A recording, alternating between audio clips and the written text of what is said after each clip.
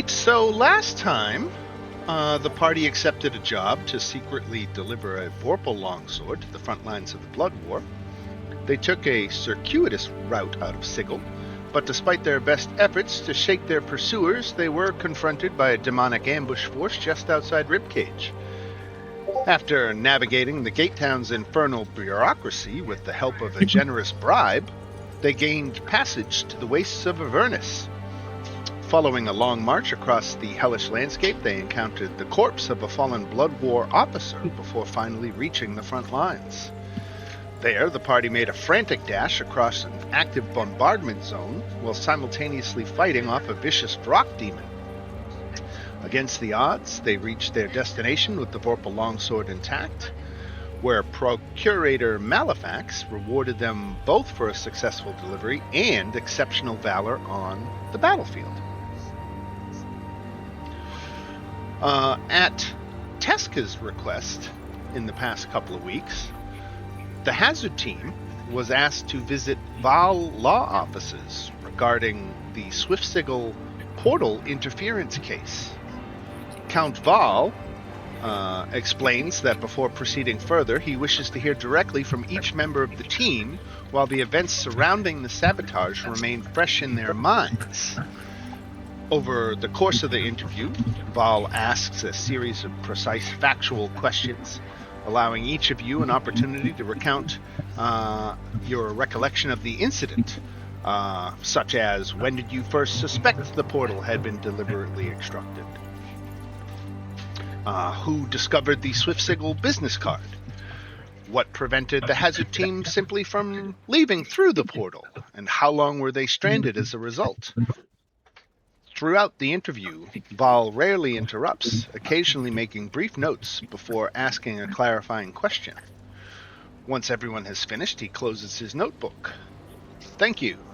Facts, when accurately preserved, are remarkably persuasive. He rises, offers each of you a courteous nod, and concludes the meeting. Should opposing counsel contact any of you directly regarding these events, I recommend you decline to discuss the matter and refer them to me instead.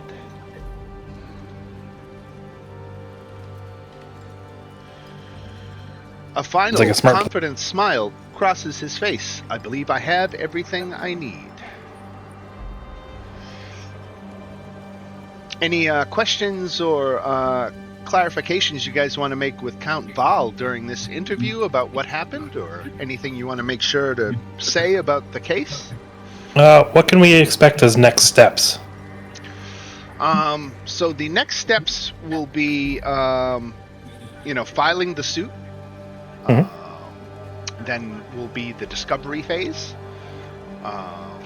and then he says we'll see what their defense is for the accusations, and either come up with some kind of settlement agreement, or it will proceed to trial where there will be damages awarded. He's very confident in the case. He says that this is very clear. The only leg that Swiftsigil would have to stand on is that they could claim that the employees who did this were not acting on official orders. He said that that's pretty flimsy and it doesn't get them out of liability.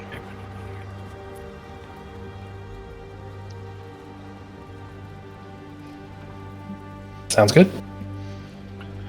All right, with that, we'll get into income and expenses. We got 60 coming in, and you know at this point whether you have 30 going out or 1d10 plus 6.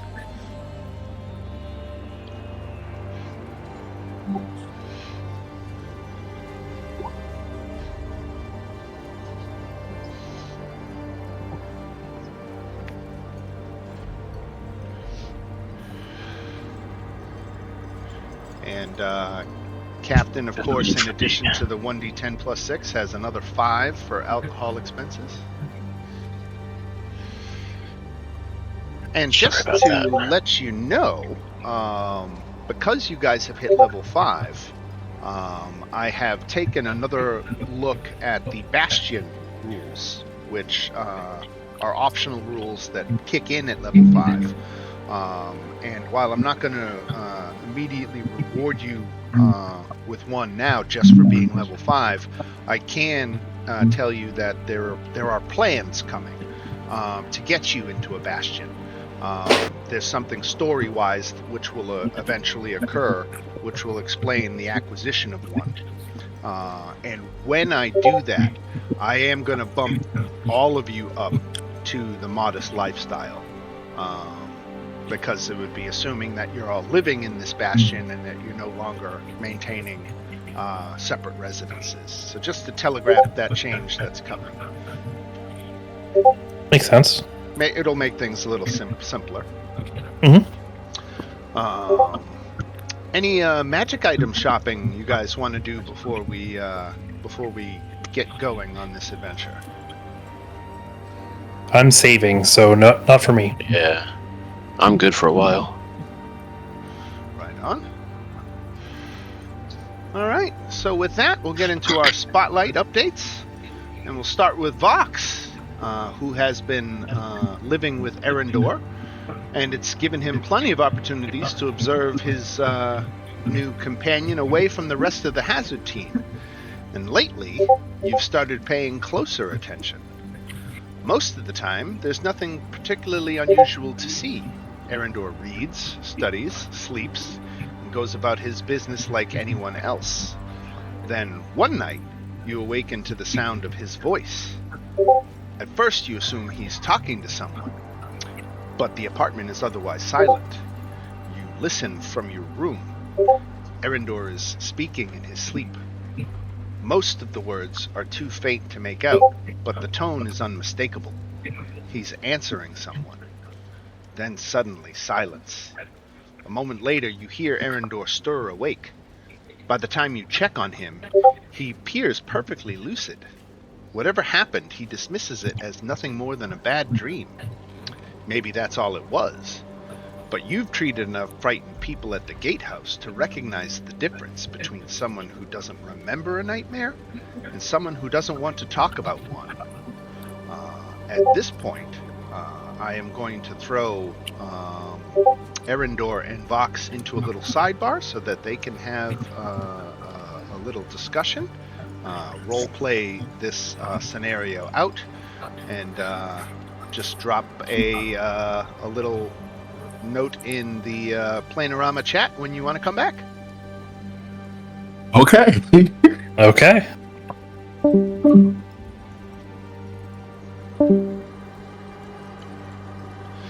All right, so for right, the popcorn. Yeah, I'm like, this is juicy, man. God damn it. So while they're gone, they're gonna miss out, but we'll do Kit Gumi while we're waiting. So the weeks following your return from Avernus are unexpectedly quiet. With time on your hands, your thoughts eventually return to someone you hadn't expected to see again, Thalania. Your encounter at the spa had been brief, but it stayed with you. So you begin looking. Finding an operative of the Order of Shadows is unsurprisingly difficult. Fortunately, you used to be one.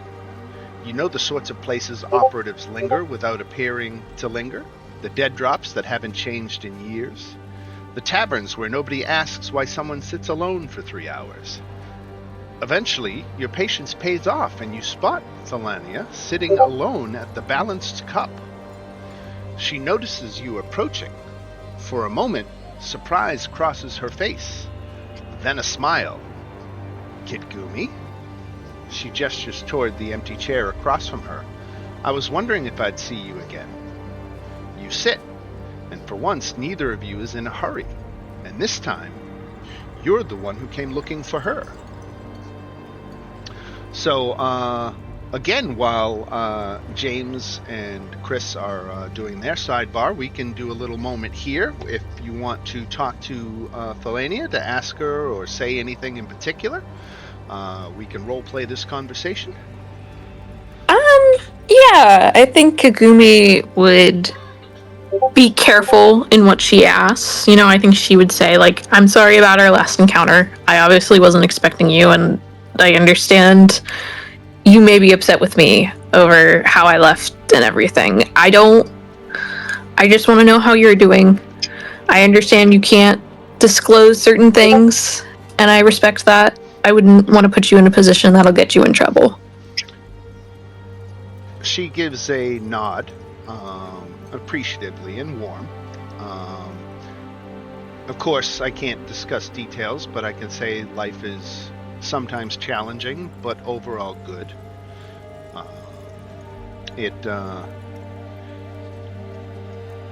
It's good to see you doing well, though I sometimes wonder what life would be like for me had I had the same opportunity.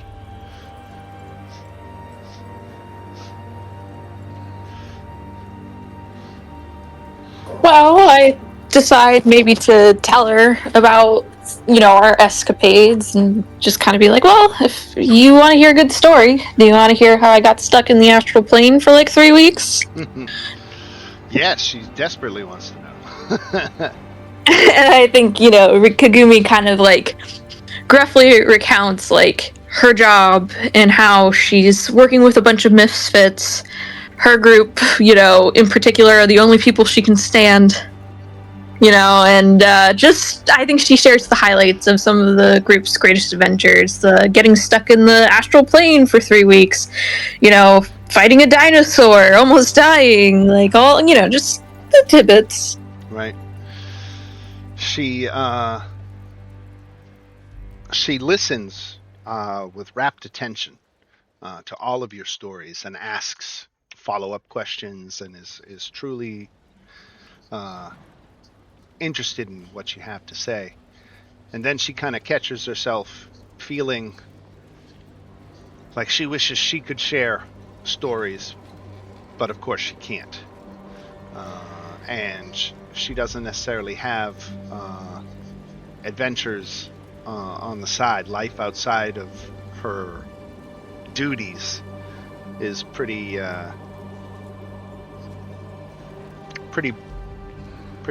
quiet and predictable. So you can tell that she's happy to see you and loves hearing your stories, but there's a small part of her that is saying, why can't I have this?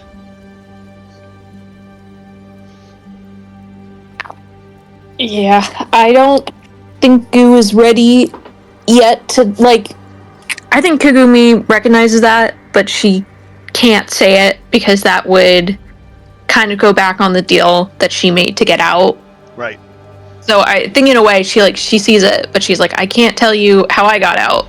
Right. Because it wouldn't help you, but also I'm gonna get in so much trouble and I don't need my ass whooped. And she understands that. She understands because it's the same reason she can't tell you certain things. So she's, thankful to have you, but there's just that wistfulness about it. But she understands where you're coming from. Yeah, I think Goo would change it to other subjects and just be like, do you have a family? I think she'd focus on that versus what they can't talk about. Right. I don't think she ever asked those questions of those people. Does Thalania have family? That's a good question. I mean, I think she's a Sigil native, so I think we can say she has a sister and a dad, at least, if not both parents. I think, yeah, sure, why not both? We'll have her come from a nuclear family. She's got a sister and her parents live in Sigil, though she hasn't seen them in some time. Well, if you ever need me to, I can maybe drop by and send regards on your behalf if you ever want me to check up and let you know. Yeah, it's an intriguing offer. She wouldn't mind knowing what's going on with them. And she feels like she can trust you with that information. So, yeah, she maybe just asked you if you could just make sure they're doing well. Yeah, and that's purely what Kigumi wants to do. I think she just wants to kind of build something with her. Like, she just Right. needs a friend outside of work. Right. All right.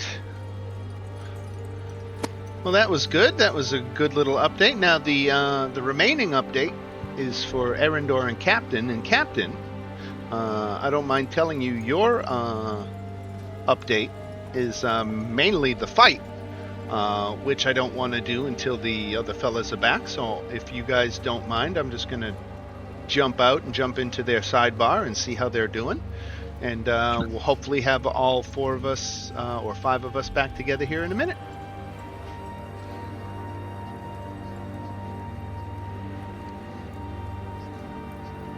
Coolio. Got it. Okay, we can do that. Okie dokie. How's it going, guys? Hey, We're done. we that just was timed finished. well. Yeah, I just did Kit Gumi's update, which, to catch you up just briefly, it was about running into her Order Associate Thalania, the same half-elf she met at the spa, if you remember.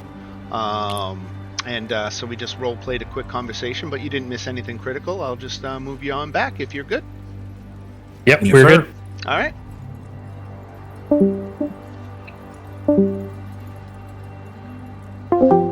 And here we are all back.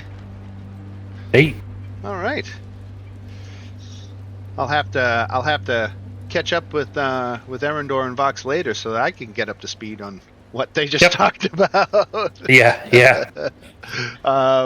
But assuming there's nothing critical at this juncture that I need to know, we can go on to Erendor's update.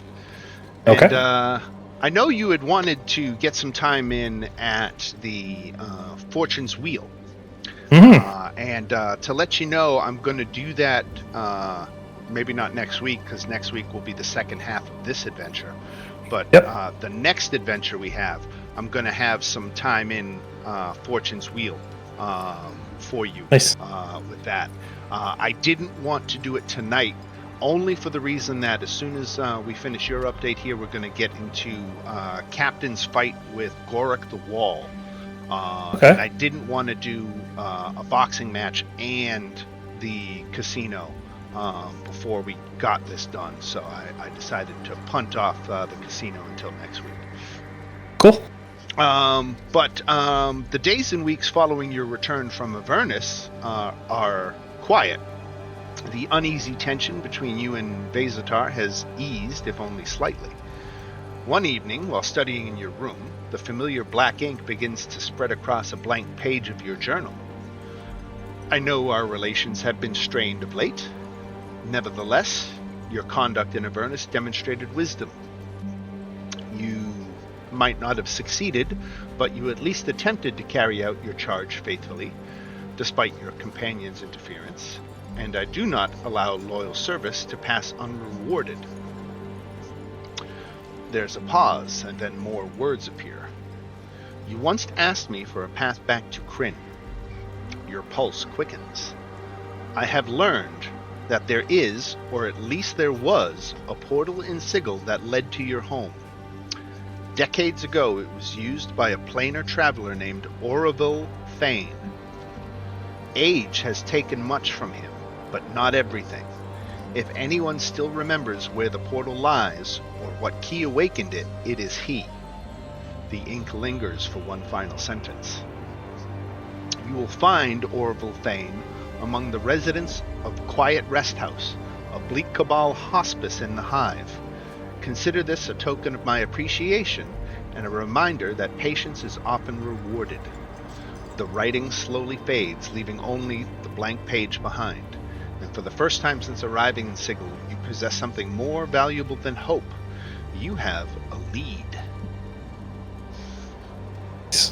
Okay.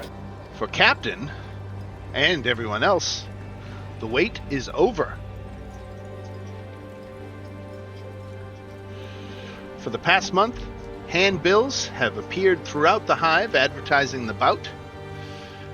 The reigning Scrapper Division champion stepping up to challenge the fighter everyone simply calls the Wall. Tonight, the old warehouse is packed. The usual gamblers, drunks, laborers, and regulars have been joined by spectators you've never seen before. The noise rolls through the building as wagers change hands and the crowd presses around the makeshift ring. Then the announcer calls your name. The cheers rise as you step forward. Across the ring, Gorik the Wall just waits. The massive ogre doesn't play to the crowd.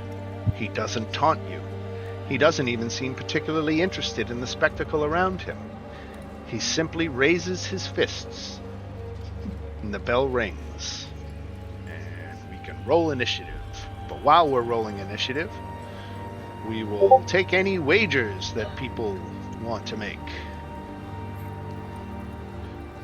Who's the what's the split? So it pays 3-1 if you bet on the captain. So a bet of 5 gold will pay out 15. I'm going for I'm it. betting 300 gold on. Holy Yeah. shit! 300. Holy shit! I thought mine was a lot. I was going to bet 300, but then I saw the... And then you have Kagumi, who's very conservative with her money, Yeah. and she's like, "What?" Frugal. Now, Cap, for you, you're gonna get 50 gold on a loss and 250 on a win. I could still bet on myself, right? No.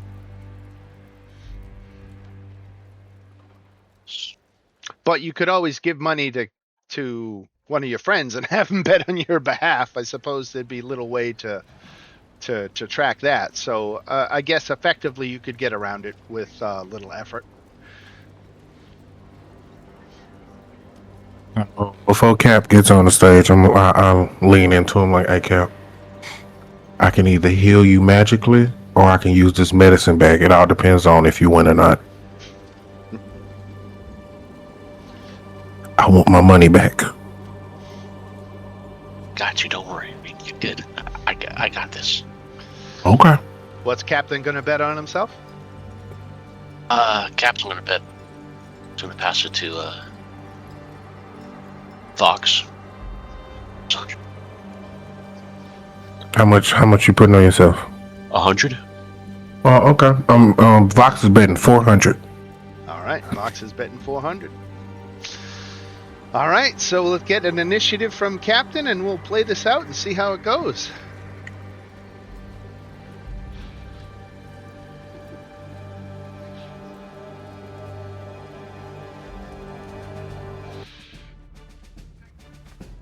Oh, I didn't see the dude first. I should have moved over.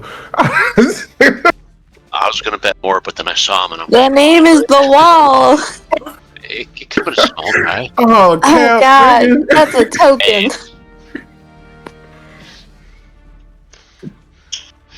All right, so he's got a speed of 40.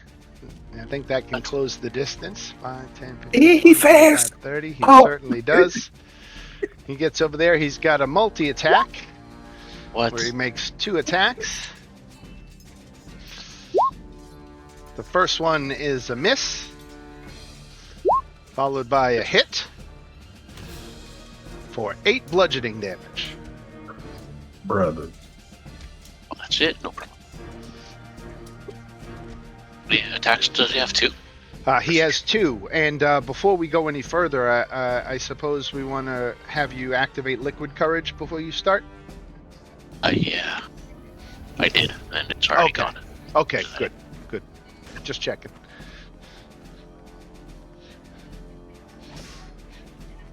Yeah, okay. Gora closes the distance. He just strides forward, and he's so large that his steps just cross the distance easily. And comes down with 2 thunderous fists. You manage to dodge the first one, but the second one connects. What's Looks at Captain the got? wall. He's partially drunk, so he's kind of scared, but also kind of a liquid courage, thinking he could still take him. No problem. Oh, yeah. So he's going to open up with the haymaker. Okay. Disadvantage. Oh, roll it. 14. 14 hits. Really? Yep. So that's a 12. Why is it 12? On a success, it takes maximum damage. Oh, 12 damage. Oh, I thought Yeah, you were yeah. talking about the 14 was a 12. Oh, yeah, Okay, that's yeah, no. That's 12 damage. Okay, 12 damage. And then I think I could only use that once. I don't know. Second attack is regular. 20. Sorry. Advantage 13? doesn't apply, so 13 Yeah. is a hit. Okay. For 6. Okay, he's not that tough to actually hit. He's not a dexterous fighter. He kind of just stands there and takes the punishment, but he can take a lot of punishment. Yeah, that's what I'm assuming. So then he's going to do the 2. 1, 2. Do 2 more attacks for Moxie. Okay.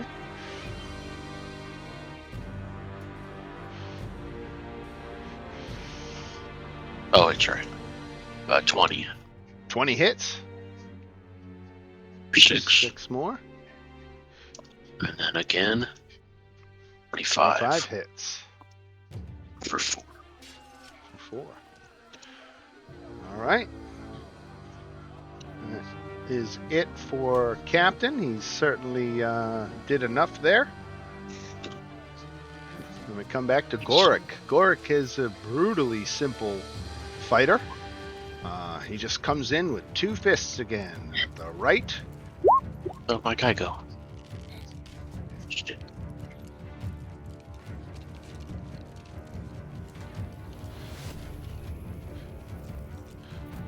There he is.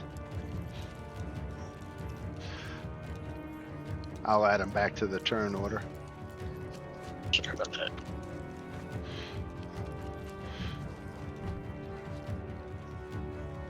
All right. So 16, I think, hits. 16 misses. 16 misses. Okay. And a 9 definitely misses then. Captain. Alright, so let's do this again. Haymaker. 25. Haymaker's at disadvantage, though, right? Oh, shit. Yeah, sorry.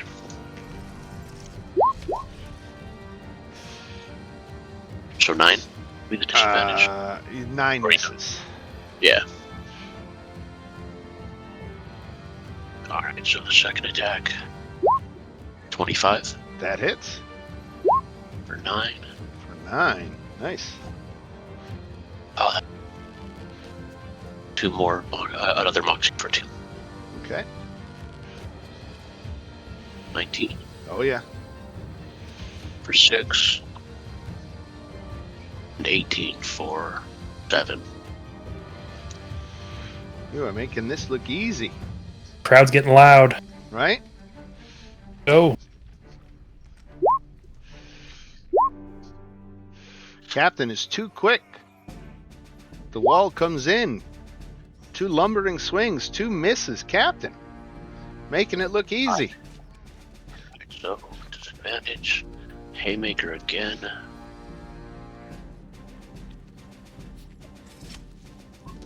17 hits for 12. 12. And then the last Moxie for 2 more. Yeah, I'll do the bonus first. 11. Hits. Wow. For 11. Okay. 25. For 10. Then I have another hit. Back. For 9. That misses. Okay. That's all my Moxies. For now. Yeah, it refills once you get bloodied, though, right? Yeah. Yes. Might not even come to that. 14 misses. 25 hits. You go. Finally, for 14 damage. Boo. 59, 30. That's still not. Right. So, goof. We got Captain. 13 hits on the Haymaker for 12. Yep. And then the second attack. 12 hits. Making it look easy. I raise my hands and say, "Don't ever doubt me," as I stumble down drunk. The crowd is on its feet. You were the underdog, and you pulled off a stunning upset. Not only did you win, but you won decisively. It wasn't even close. Just that, if he got one more turn, he would have hit you again for just 7 more damage. So I think that still wasn't enough to bloody you. No. So you took him out. He had 104 hit points, and you chewed through them like a lawnmower. So congratulations. You won 250 gold in the purse. Plus, everybody gets paid 3-to-1 on their investment. Now that means you spent the money that you bet. That's gone, and you get back 3 times. Yeah, so another 300. Yep. Nice. 900 gold. She like, Oh yeah. Lots of Just hit 20,000. I'm going to have a talk with my AI because the simulation that they did had that a lot closer. did a lot of the these are so haymaker? easy to hit. Yeah. You know, I gotta stop here. My wife reminds me of a funny story in my prep this week. So, I'm not letting out a secret. I think I told you last week we're doing a dungeon. Dungeons have traps. One of these traps was kind of hard to wrap my head around. I was trying to understand how it worked. So I fed ChatGPT the instructions, the text from the area, and it was, giving me back even more confusion. I'm like, I'm not getting this. So I went to MS Paint and I sketched out a before and after what I thought the initial status of the trap was, and then the sprung version of the trap. And I posted those images to ChatGPT to say, this is what I'm envisioning. And it said, oh, it's much clearer now with your shitty MS Paint drawing. It actually said that. It called my drawing shitty. That's hilarious. Oh my I gotta god. ask, did you name the file shitty SMSP? Or I was it didn't. just I didn't, but I've been having a general. I won't even go so far as to say it's a problem, but my AI companion has developed a potty mouth.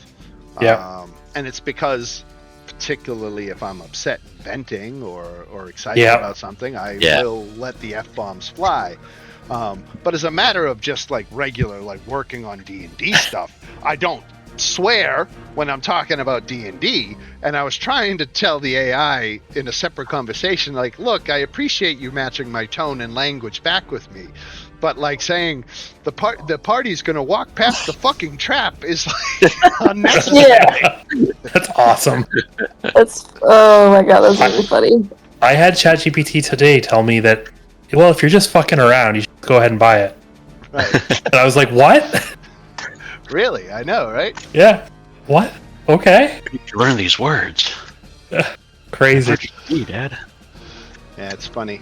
It's funny that my AI has a potty mouth, and I want to be like, "Where'd you learn to talk like that?" I learned it from watching you.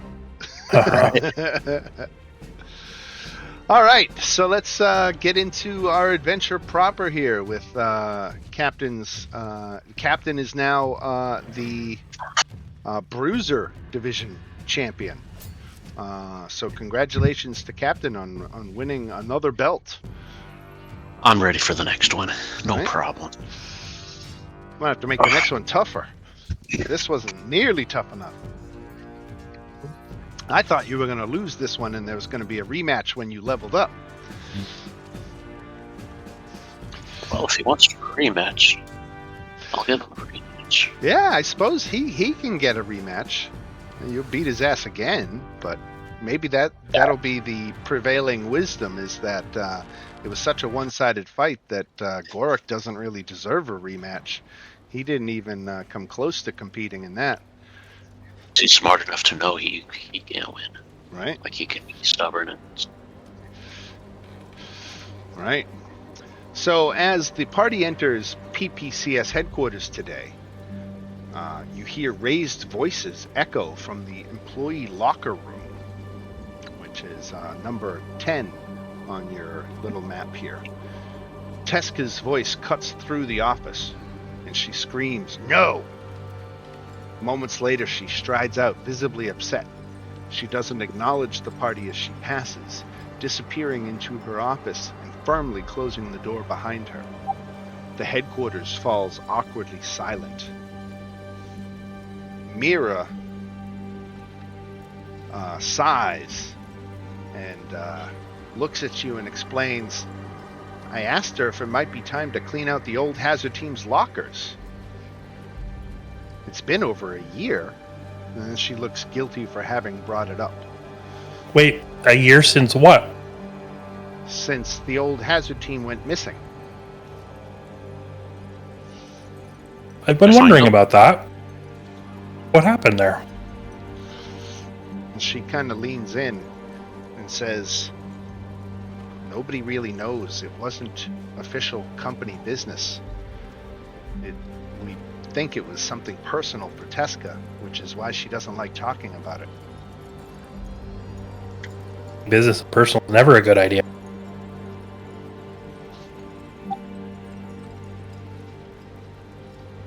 Okay.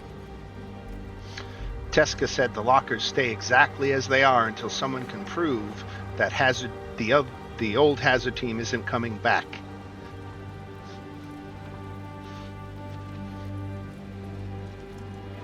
Well, I guess if nothing is confirmed, I guess I can kind of understand her viewpoint. It's seems to be a sore spot for her, for certain. But eventually, X1RX breaks the tension in his usual monotone, and he says, "Hazard team, your assignment for today is waiting for you in Teska's office."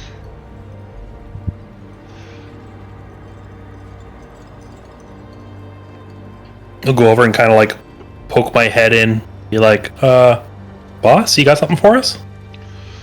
"Yeah, please come on in."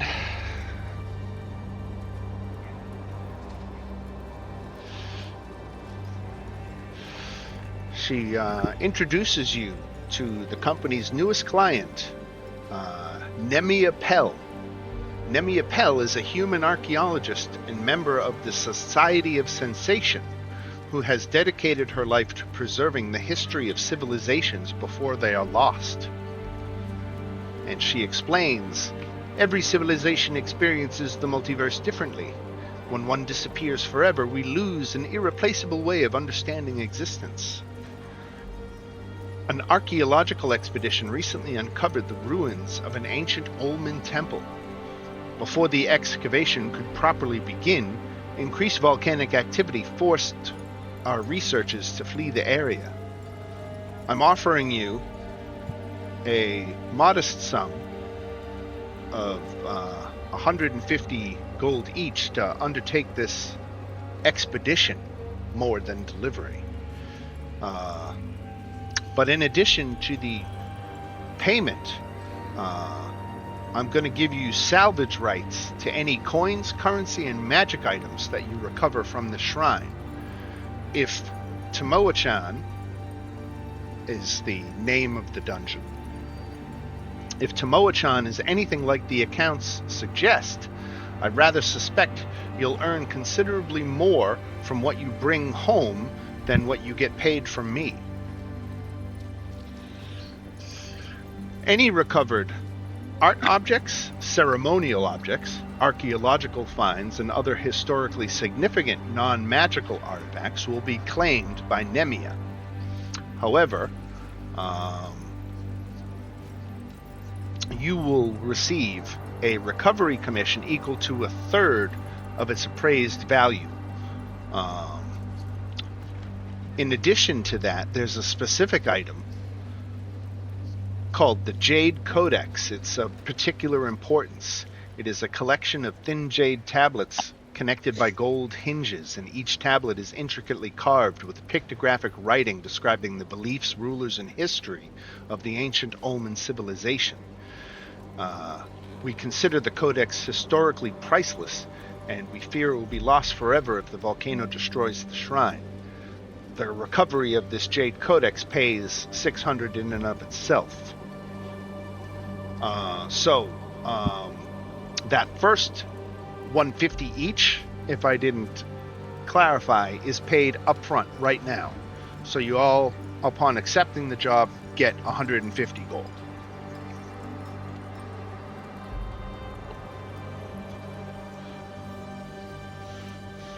Then, I think if there's plenty of stuff for us to find, then I think that's a good value. right? So if you find this Jade Codex, that's a bonus of 150 each. And then in addition to that, you get 1/3 the value of everything else you basically recover. So we're treasure hunters. Yeah. Yes. Yeah, this is an expedition rather than a delivery. You're technically on a fetch quest for this Jade Codex, but if you come home without it, but come home with, 2,000 gold worth of art objects, that's going to be like 600 gold to split among the party right there. All right. Just uncover as much as we can. Right. Now, before you depart, Nemia offers 2 final pieces of advice based on what her excavation team has encountered around the ruins. The first is translation. Much of the surviving writing within the shrine is likely to be ancient Ulman. Nemia strongly recommends that the party bring some means of understanding unfamiliar languages if you intend to make sense of what you find. Second is supplies. Excavation around the lower portions of the ruins occasionally released pockets of acrid, caustic gas trapped beneath the earth. Even brief exposure has caused irritation and minor injuries among the workers. Nemia has no way of knowing how widespread the gas might be inside the sealed portions of the shrine, but she strongly recommends that you stock up on healing supplies and any other precautions you can think of before departing. The portal is built into the soot-blackened stone archway of an old foundry in the market port that was demolished centuries ago. The building is gone, but the arch remains, standing alone between 2 warehouses, and the activation key is a piece of volcanic obsidian touched to the keystone. Dr. Zorblax, for his part, has spoken with Nemia about these poison gases, and he proudly unveils a small crate of rather unattractive leather half-masks filled with glass eye lenses and an oversized ceramic canister packed with alchemically treated charcoal, herbs, and porous volcanic stone. Alchemical filter masks, version 4. Version 3 accidentally filtered oxygen. We had to correct that. Yep. Test this yourself, Zorblax. Yes. Any other side effects? Side effects. No side effects, but a limitation. The filters are only good for about 6 hours of exposure to poisonous air. He explains remember, green means filter is functioning, gray means replace soon, and purple means start running. I really Okay. hate you, Zorblex. I swear I do. This will give you advantage on saving throws against inhaled poisons and toxic gases. Before we go, can I check my spells? Absolutely. You can. You are encouraged to take all the time you need to prepare and to prepare accordingly for what could be a dangerous dungeon. She doesn't know what might be alive down there, or unalive. So whatever precautions you can think of, there are shops rather that we can visit. For supplies, for example, just like off the top of my head, for the translation problem that Nemia brought up, Braxel's Bottles and Brews, which is a potion dealer in the market ward, sells potions of comprehension for 50 gold.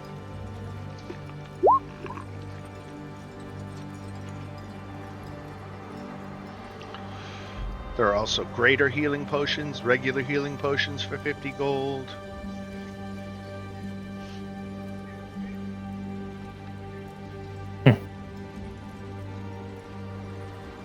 Dan, what is pugilism? Pugilism. Pugilism. Okay, I'm sorry. It just looked like pug, and I was like, what? Right. Pugilism is fighting, is fisticuffs, right? That's what Yeah. captain is technically, is a pugilist. Okay. I was like, what? How would a pug help me here? Pugs are cute and help everyone.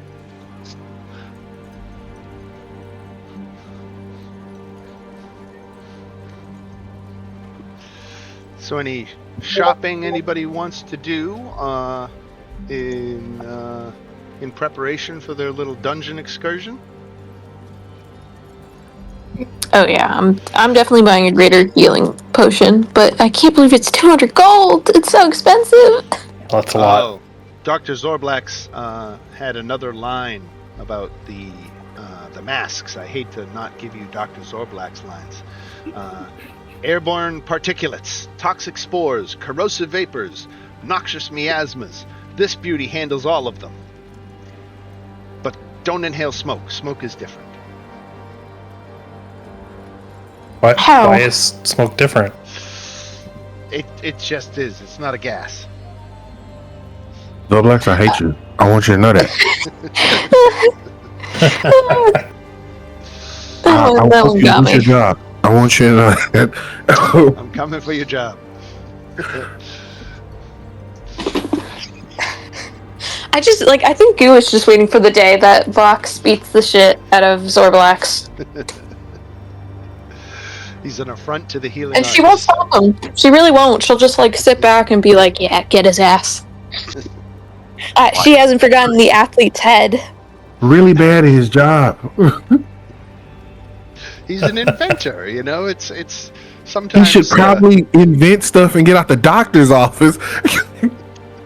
We should just be happy that he's not a gnome. right. All right, so anybody want to buy anything before we go, or? So I do have comprehend languages as a ritual spell, so Oh, that's I'm good. probably good there. How long does that last when you cast? 1 that? hour. Okay, so It's 1 hour and it's a ritual, so and a ritual. What? It's like 10 minutes to cast. 10 minutes to cast, and I have something feature where I can just cast rituals time. Exactly.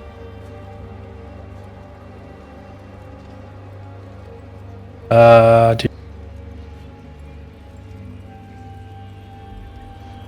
gonna buy 2 potion of healing for 100. By 2 what? Enough healing? Okay.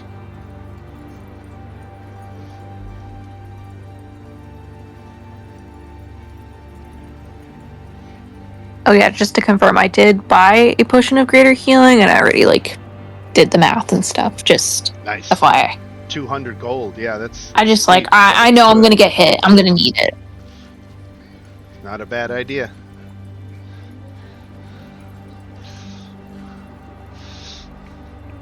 So, before we leave Sigil, I'm going to take a moment to talk to you as players here.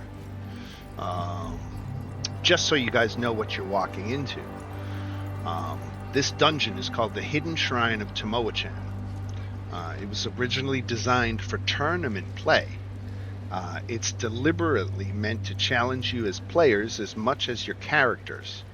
There are traps, puzzles, strange interactions, resource pressure, and plenty of things that reward exploration. It's dangerous, but don't interpret the danger as me telling you to sprint for the exit and avoid touching anything. Exploring the place is very much part of the adventure. And it is meant to be a gauntlet. It is meant to challenge, again, not just your characters, but you guys and some of your thinking as well, when you run into certain obstacles. So with that said, any last minute purchases can be made now, and then we will head off to the portal. I'm gonna buy the weakest potions we have. How much are those? 50. Oh, what you got? I was over here adding new spells so I could change them out. You said that how much? A potion of healing costs 50. 50? Okay, cool. I'm gonna do a little mental math.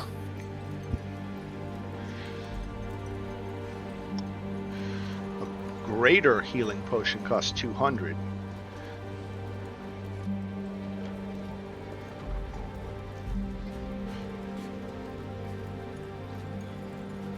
I'm gonna get 10 of them and I'm gonna spend 500 gold on it. 10 healing potions. All right, it's good use of money.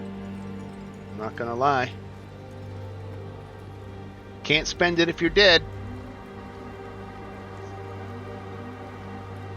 So it drops me to 1720.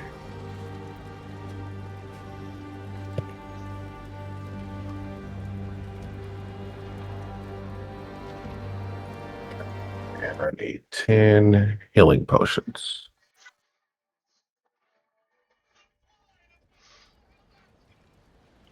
All right, and it sounds like you guys are done stocking up and getting ready.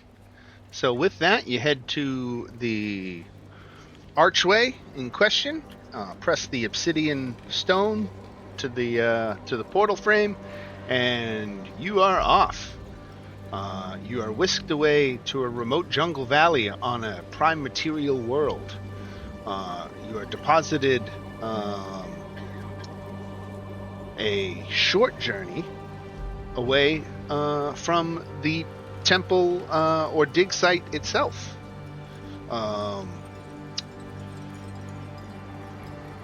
There are the rumbles of a active volcano in the distance, though it is more just you can see in the distance that there is like steam rising out of the cone at the top of the volcano. So it is very much an active volcano. There's the faint smell of sulfur in the air and occasional tremors. As you head toward the pyramid temple, you tread across cracked and overgrown flagstones, stepping over fallen and shattered pillars and pushing aside vines and briars. A thin layer of gray volcanic ash coats the ancient stones, rising in small clouds beneath your footsteps. Ahead, the Great Pyramid rises above the jungle canopy, its weathered stone face partially reclaimed by centuries of vegetation. A deep rumble rolls across the valley. You've heard the volcano grumbling in the distance since your arrival, but this is different, louder, closer. The earth begins to shake. Ancient pillars tremble.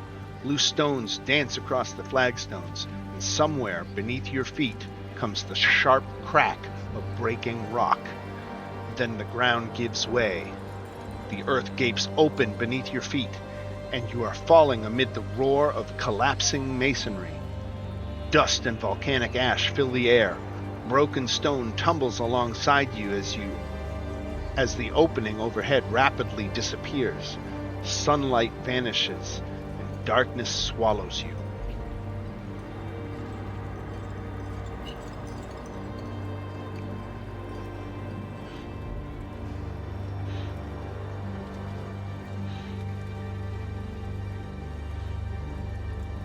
And we are over here. Now, some of you, I don't think, can see. Correct. Though, let's. That is not because your vision is disabled. That is because you are in a dark room. Right. So light is like a torch, 20 foot bright, 20 foot dim. Yep. All right. And that is not concentration. Tis not. It's a cantrip. How long does it last? 1 hour. 1 hour of light. Okay, let's get you some light. Bright light, 20. Low light, 20. Save. There we go. And that just floats alongside you, so it doesn't even occupy a hand. Right? Yep. Right on. Okay. All right. Let me switch gears here for a quick second. I gotta go over here.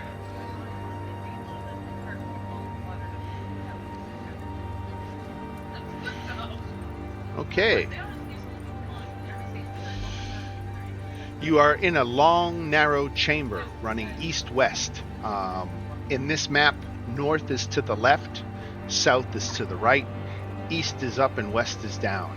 I hate when they do that with maps, but they've done it here. So when I say it's running east to west, that means it's running up and down. All right. In the center of this apartment is a domed shape on the floor. In the east wall is a blank-faced stone door. The west end of the room is blocked by fallen stone and rubble, apparently the result of a collapse. The two side walls appear to have several niches cut into them. A thin amber haze hangs throughout the chamber, carrying an acrid taste that catches in your throat and stings your eyes. Details at a distance seem indistinct through the murk, and any open flame brought into the room immediately gutters and dims, burning with a weak reddish glow. The shape in the center of the chamber appears to be a small alcove, protected by a half-dome with the open end facing toward the door in the east wall. This alcove is set in a recessed, shallow, tiled well, 1 foot deep and 10 foot wide. The alcove itself is 4 foot high, and the recess contains some sort of display. The display appears to be a diorama depicting a hunting party of Olmen warriors in feathers and deer-hide garments in a mountainside scene. Some have pulled down a stag with the aid of a dog, another group is cleaning a small mule deer, and others have cornered a panther with their spears. A scout watches the panther from an outcropping above. He holds a metal staff with a loop in its end. It looks like a shepherd's crook. The 3 niches on both the northern and southern walls are 5 foot wide and about 3 feet off the floor. Each niche contains a diorama depicting some aspect of tribal life. The 6-inch tall figures in all of the displays appear to be made of stucco, realistically and brightly painted. The scenes portrayed represent fishing, farming, religion, warfare, the creation story, and crafting. A cave-in completely blocks the west end of the chamber. At short intervals, small amounts of rubble and dirt come spilling into the room. Several large stones appear to have wedged themselves tightly, closing the collapse.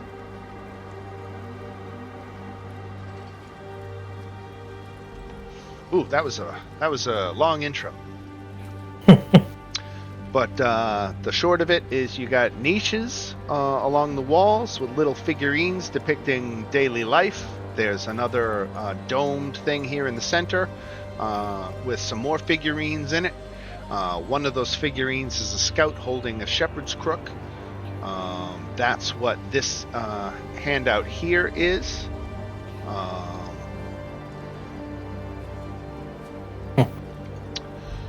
The figures of people and animals in all of the dioramas are loose and can be picked up and manipulated.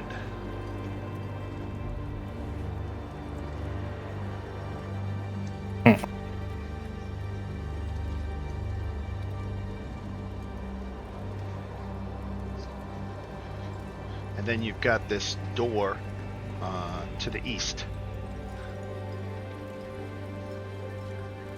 Okay, and so each of these niches has little figurines in it? Is that what you... Yeah. Yeah, I want to take a closer look at some of these. So in that These one, guys look like the guys from Legend of Zelda. I'm sorry, I just had to make the comment. Yeah, What are they, like the little spirit guys? Shit. Kuros? Like, what is the name? Starts with a K. Korok. Yeah. Talking about the Koroks? Yeah, like they kind of remind me of those guys. Like they're little. So in the niche you're in front of Erendor, you can see that this is a river scene with a dozen commoners gathering rushes, fishing with nets, and carving a dugout. Okay. I mean, I don't really want to mess with anything. I just want to have a look. Right. Yeah. Now, before we get into the dungeon proper, I'm just going to take a moment to discuss some mechanical considerations. One, I am keeping a running clock of your time in the dungeon. You have not said anything about putting on your poisonous masks yet, which is fine. Just know that when you start to wear them, you'll have a total of 6 hours of uses, not necessarily consecutive. You can put them on for 3 hours, take them off, then put it on for another 3, or, however you want to do it. But you only get 6 hours of gas mask. We're also going to keep track of your collected treasure separately. I don't want anybody putting any treasure on their character sheets. Magic items are going to be different, but anything that is just simply monetary value, whether that be coins or art objects, all that stuff, we're going to just keep track of the total running gold amount rather than saying 13 jade candlesticks and this and that, because that's just going to get crazy. As we encounter treasure, we're going to figure out, okay, this is 300 gold worth of treasure, and you'll add 300 to your running tally. When we're done with the dungeon, then we can take a look at everything we have and divide it up appropriately then. Okay. Now, it was mentioned in the description of this room, but there is a hazy yellow gas that does hang in the air here.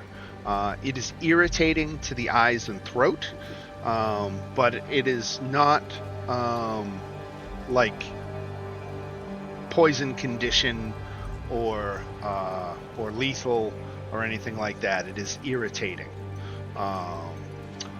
I can tell you that mechanically, according to the dungeon as written, you're supposed to take 1d6 damage every hour that you are exposed to this gas.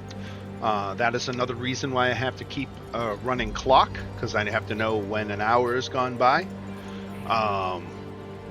But Zorblax's gas masks do not erase this damage, they just cut it in half, and it is only a 1d6. And that's after an hour. A lot of things in this dungeon specifically say if like you want to disarm this trap, it takes a minute, or if you want to do this, it takes 5 minutes. So we'll be using that to guide the advancement of time, and where it doesn't say that, we're just going to use our best kind of guess that it took us about 5 minutes of our time, so it's going to say 5 minutes of game time. Okay.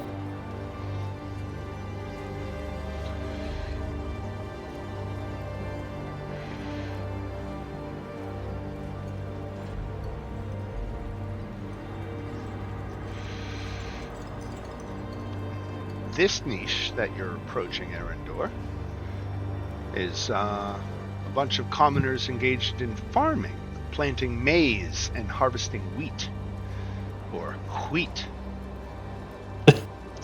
5 tribal warriors stand guard, and a priest in a bird costume is blessing the fields. Okay.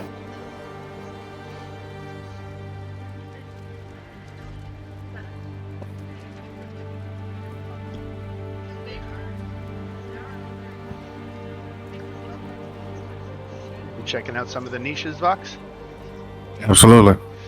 The one you're in front of depicts the creation of the world.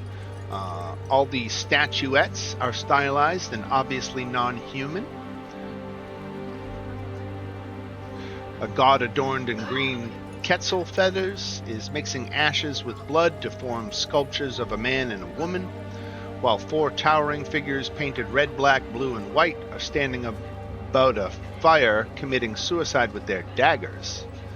2 smaller figures are ringed by the 4, the modest one being consumed by the fire, while the braggart cowers in fear. Seems like a really dark place.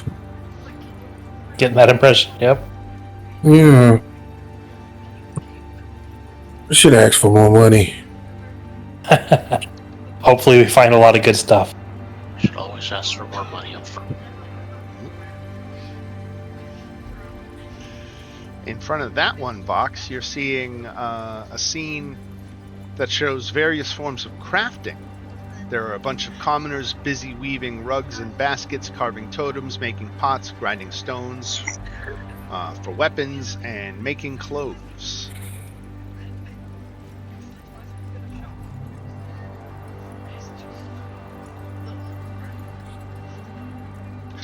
Door.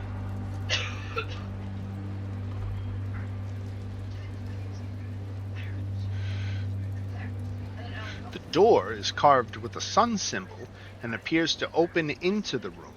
There are hinges on this side and scratches on the floor. There is no visible lock or handle on it, although a slight gap stretches across the top of the door. 8 holes seem to have been bored into the door. They are about 1 inch in diameter, but nothing can be seen in them. The door seems to be fairly thick.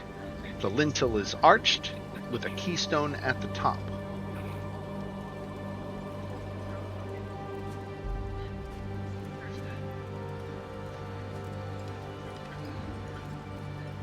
Okay, so I'm guessing there's a puzzle we gotta solve to get up out of here. And we need those.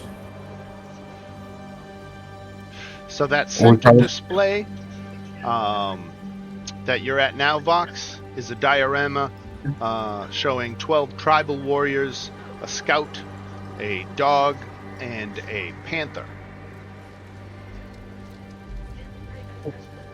A scout, a dog, and an antelope? Panther. A scout, a dog, and a panther. Okay. And this is the scout. He looks more like a shepherd.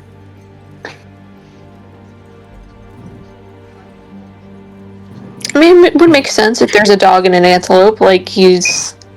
Yeah, he's like a shepherd, right? Yeah. But also I could see him, like, riding the antelope, having the dog as a companion. You said there are holes in the door? There are. And how many? 8 He said holes. Yep. About 1 inch in diameter, but nothing can be seen in them. Can I pick up one of the figures? Sure. At the one you're in front of Mhm. is a scene of a dozen commoners fishing and gathering reeds and carving a dugout. Okay. I just Show me like that. pick one up, just looking at the bottoms to see like Where's would that that fit in a figurine at hole. again? Where's that handout again? You see there should be if I did it right, you should be able Yeah, to see it's- the pin. I see it. There it is. And they're an inch apart, right? For the door? Yeah, the holes No, there are they're, like they're an inch in diameter. Does it? 8 holes, but an inch in diameter, and they're making a circle. It doesn't give that detail. Does Okay. it look like some of these figurines should be inserted in the holes? That's why I'm looking at the figurine, because I know the shepherd has like that.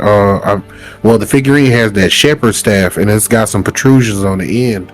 So I'm assuming that's probably what plugs into it. But do they all look exactly the same?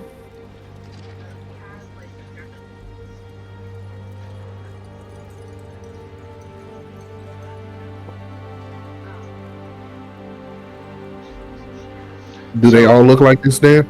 Erendor, make a perception check at disadvantage because of the haze.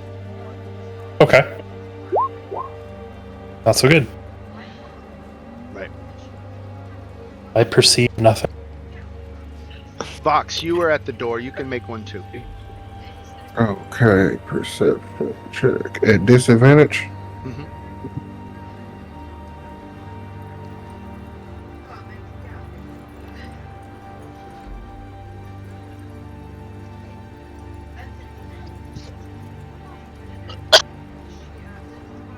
Okay.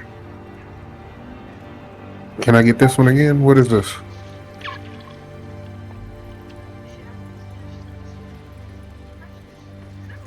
What is that one? Huh? That one is farmers planting maize and harvesting wheat. Planting maize and harvesting wheat. Yeah, there's a priest in a bird costume blessing the fields. Priest in a bird costume. Okay. And this one at Cap is it? Is a temple upon a tiered pyramid. There are commoners bringing small offerings of gold and jade. Before the temple stands a priest holding a constrictor snake. Around him stand 3 costumed tribal warriors. One is dressed as a winged serpent holding a spear, another is dressed as a bear with razor claws, and the third represents a coyote holding a torch. There are also several stone statues of the gods.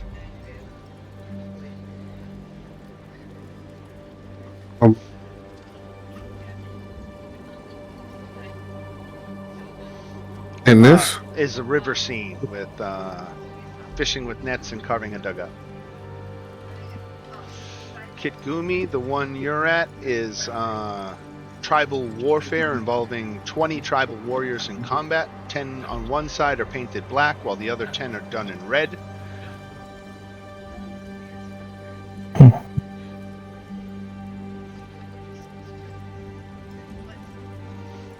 And that's the creation of the world one. Can I I'm not understanding this one. can I ritual cast detect magic? You can. How long does that take? It takes, I think it's 10 minutes to cast. Okay. Yeah, 10 minutes. So the game clock is at 0 hours and 15 minutes so far for your time in the dungeon. Because we just spent 5 minutes looking at the various dioramas, and 10 minutes have passed for the ritual casting. Sure. And no magic is detected. Okay.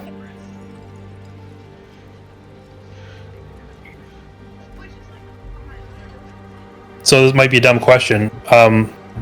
Is there any way to like grab onto the you said the top of the door has like a like an opening almost? Yes. Is there a way to like grab the top and drag it into the room? Since you're feeling around with your hand, I'm going to call for another perception check, but this time Mhm. not at disadvantage because it's not based on sight. Okay.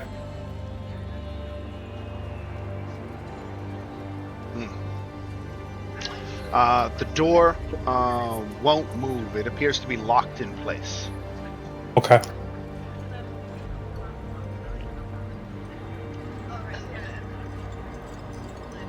Do Can any of these I check? Oh, go ahead. do any of these figurines look like they're about the right size to stick in these openings? They're not necessarily, the holes aren't necessarily look like they're designed to hold these figurines, no. Okay. Okay. Can I try to push the holes to see if they like are buttons? Sure. Make another perception check.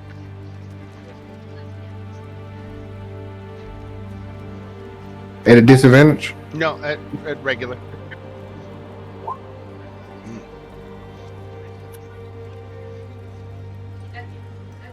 Would I'm guessing they don't budge. Okay. would our fingers fit in the holes? Like, can we use them as grips? Yeah, try that. Can we work together to pull it?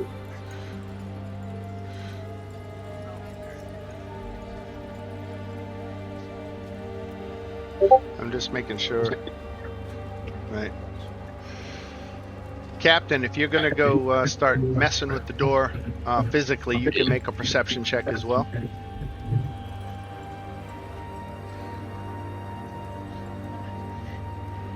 Whew. Captain, Oh, the Nice. drunk guy finds it. right? So under the keystone over the door is a hidden keyhole. Oh, what does a keyhole look like? It doesn't say. A traditional key or Yeah. Or something, insert. something key-ish. Could it be that staff that the figurines are holding? out? Without, yeah. I'm gonna try the staff and put it in there. Congratulations, you have unlocked the door. Let's go. Had to find the damn keyhole. Right. So what are the holes in the door? It doesn't say, and it doesn't say you can do anything with them. It seems Interesting. to be like an unnecessary detail, Just trying to lead us into something. right? Okay. Now, Maybe it's like the light shined through or something bullshit, you know? Does the light go? Does the holes go through all the way? it doesn't Lighter. say, and it's my impression, no, that this is a thick door, It's not even left for like ventilation or something. right? Oh, bullshit. The stone walls of this corridor are carved to resemble a stack of bamboo-like logs. The passage slopes down from a single door in its western leg, which Before we is leave, here. Yeah. how tall is the ceiling moving forward? So the ceilings are generally 20 foot high, but some rooms have ceilings 20 to 40 feet height. So it says most of the Okay. hallways are 20-foot ceilings. So this looks like it's Vox is going to jump on his broom from this moment on right on. and hover 3 feet off the ground as he follows the team.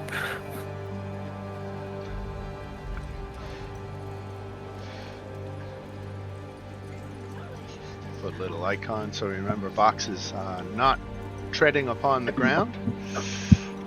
The passage slopes down from a single door in the western leg, which is the door you just came through. The lintel of which has been crafted to represent a stylized cavern entrance. It leads to double doors of beaten bronze, worked to resemble a forest of seaweed.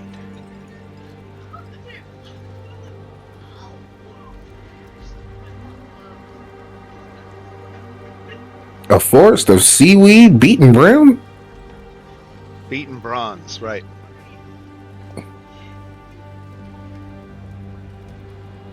Okay.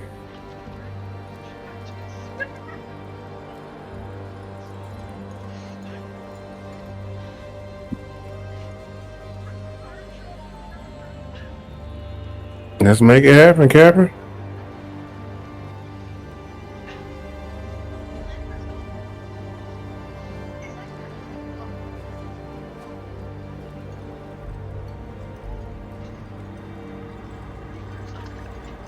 You guys aren't paranoid or anything. I can't speak. Yeah. Can't help but be with that disclaimer you gave. What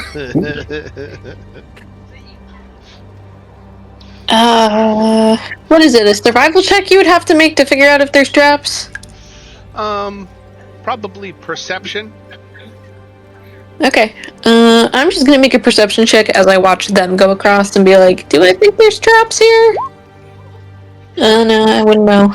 So again, this gas is kind of in your way, so it's giving you disadvantage on your perception checks anyway. Yeah. Well, I rolled a 7, so do I really need to re-roll? No. Yeah, I'll keep that in mind. Do we need to put on the gas masks? Have we put those on? You just simply declare that they're on. Because we're in the room full of gases building up, yeah? The gas permeates this entire level. Okay, so it's already started from Right. the other room. Right. Okay. I don't know if that door was blocking it or something. No. There was just as much gas in that room as there is in this hallway. Is it getting harder to breathe, or is it just like blocking our view?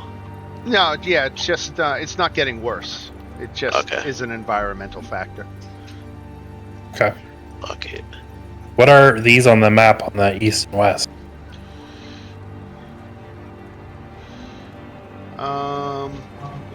It says the walls of the corridor are carved to resemble bamboo-like logs, so I'm just going to say they're more logs. Okay. Worse.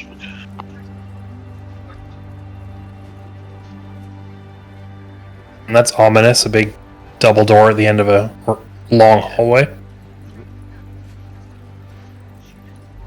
Can we I see anything finicky about this door? roll perception on the door?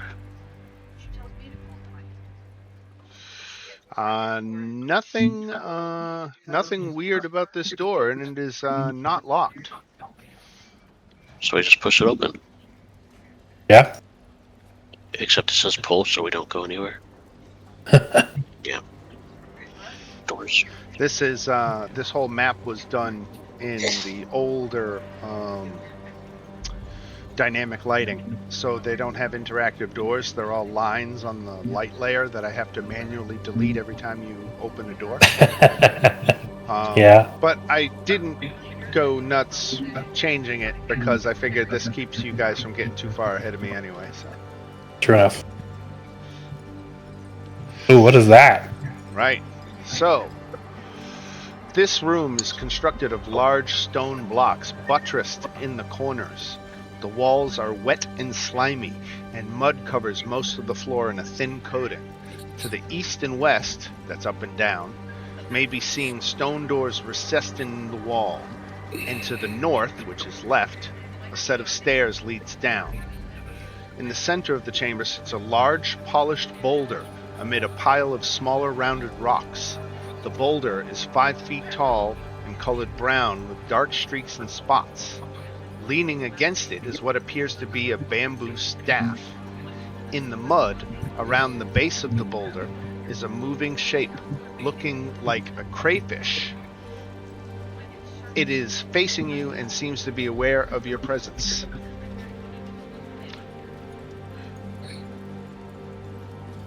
I'm guessing it's swimming through the mud as if it's water. Or at least walking through it, yeah.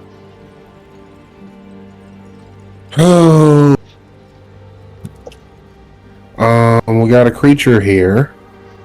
I don't know if it's friendly. Probably not. Doesn't look friendly. Uh, Throw something at it and see what happens.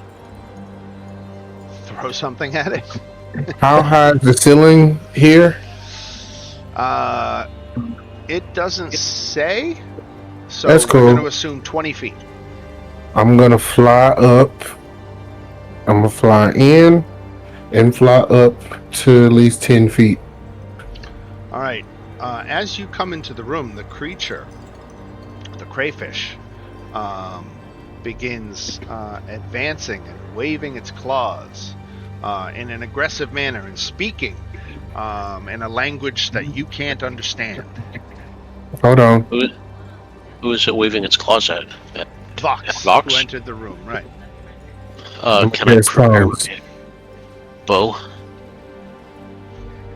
I mean, he's not like running to attack. He's more like warning. Okay. I'm gonna cast tongues. Tongues. The spell grants the creature you touch the ability to understand any spoken or sign. So that's touching yourself. Yeah. Moreover, when they so you can understand, but can you speak it?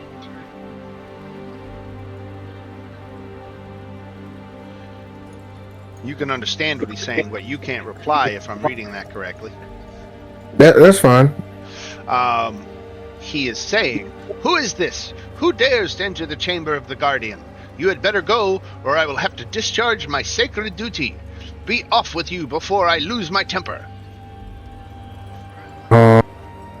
Okay. I'm going to fly back to show that I understood.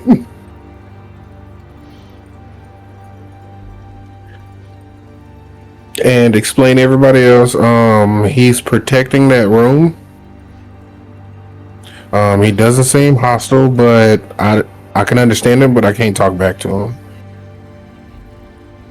Can I slowly enter and like try to go around the outside so that he doesn't think I'm going anywhere near that big rock? Erendor, make a nature check. Nature check. At disadvantage because of the... Alright. 11. Okay.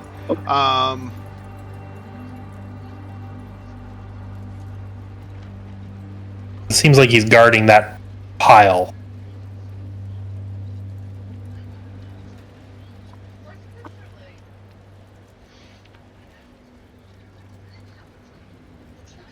Seems like he's guarding that pile. I can't talk to it. Make an insight check. Okay. Anybody who wants to make one. Insight. Do we make it with advantage or normal? Erendor, Oh. you didn't understand the language. No. Assuming, Fox told us, I assume. right. Simplify it, I'll just say that when he spoke of the Guardian, you got the impression he wasn't talking about himself when he said you enter the chamber of the Guardian. Right, I got that, but I thought he was defending the big pile of crap in the middle of his chamber. Yeah, maybe. That might be a fair interpretation of his behavior. Okay, so I'm gonna try to go like as close to the outside walls as I can, just kind of looking at him like, I'm not here to fight with you, so leave me alone. Make a persuasion check. Sure. Oops, wrong thing. Persuasion. So you're using body language to kind of say like, I'm not causing any troubles, and you did a very good job of it. So I'm going to let you skirt the outside this time. Okay. Repeated attempts might be more difficult. Okay. I'm gonna move a little bit further in, and I'm gonna gesture to my friends to stay against the wall and come in.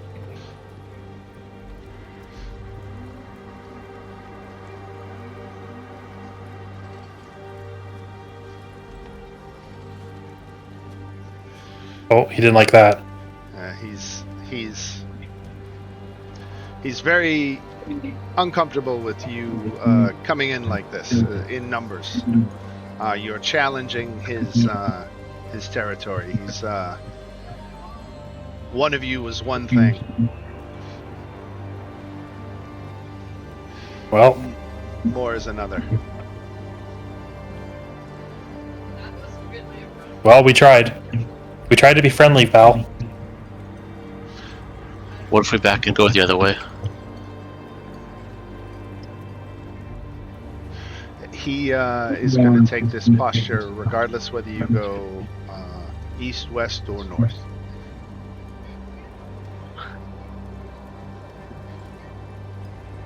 Cool. I get it very slowly.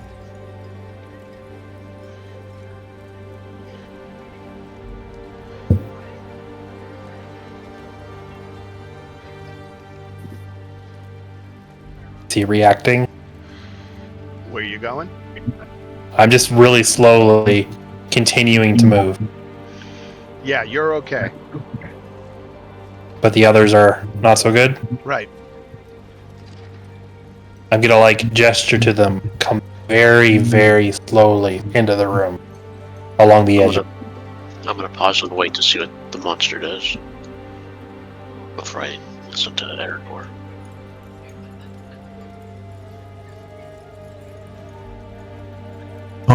Dan. So, okay. Alright. I was just looking it up. I should be able to speak to him.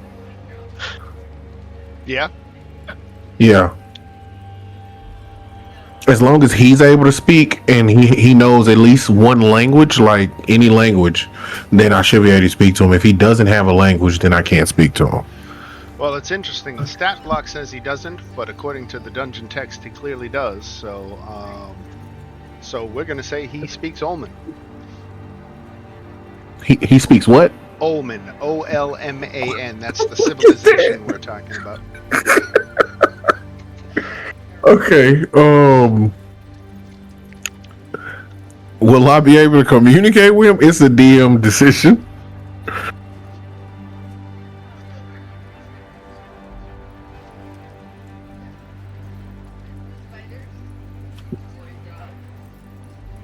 Okay, yeah, because tongues specifically allows him to understand you. So,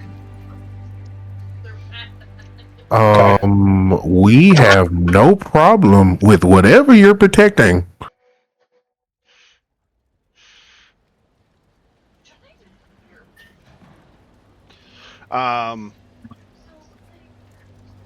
You invade the chamber of the Guardian. You must withdraw or be attacked at once. Is this the chamber of the Guardian, or yes. is we're just passing through? We're not trying to invade anything. Withdraw or be attacked. Eleanor, he's saying withdraw or be attacked. He's not giving us an option. He says this is the chamber of the gods. I think there's too much treasure in here to leave. We got a job to do. Die? Would not dying be a job? Oh, I don't think we're gonna die. Look at the thing. You convinced me. I'm gonna back out. I'm gonna let Kagumi let her know, like, hey, yeah. She'll let Kagumi go first. Well, I just came out here to see how it was going with you guys. Like, I'm here to watch and learn. I've had too many near-death experiences. Somebody else has got to deal with that first. Right there. Can't always be me.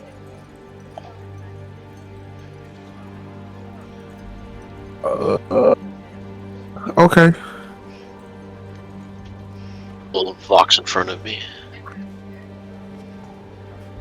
But yeah, like, are you guys... So you have to fight this thing now? Yep. Well, Arendor said that it's worth it.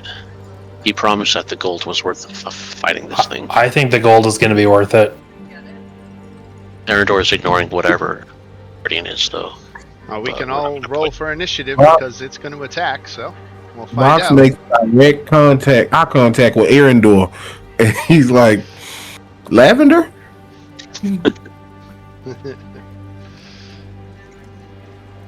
And Captain. There we go. Sort that. Wow. All right, Arendor, you got the jump on this seafood dinner that's coming to attack you.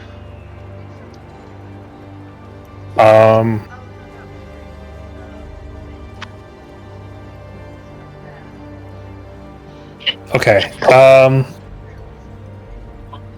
I'm gonna ready an Eldritch Blast for if it attacks, and just kind of hope that it's attacking. it is definitely going to. Yeah. Well, then I'm gonna hit him.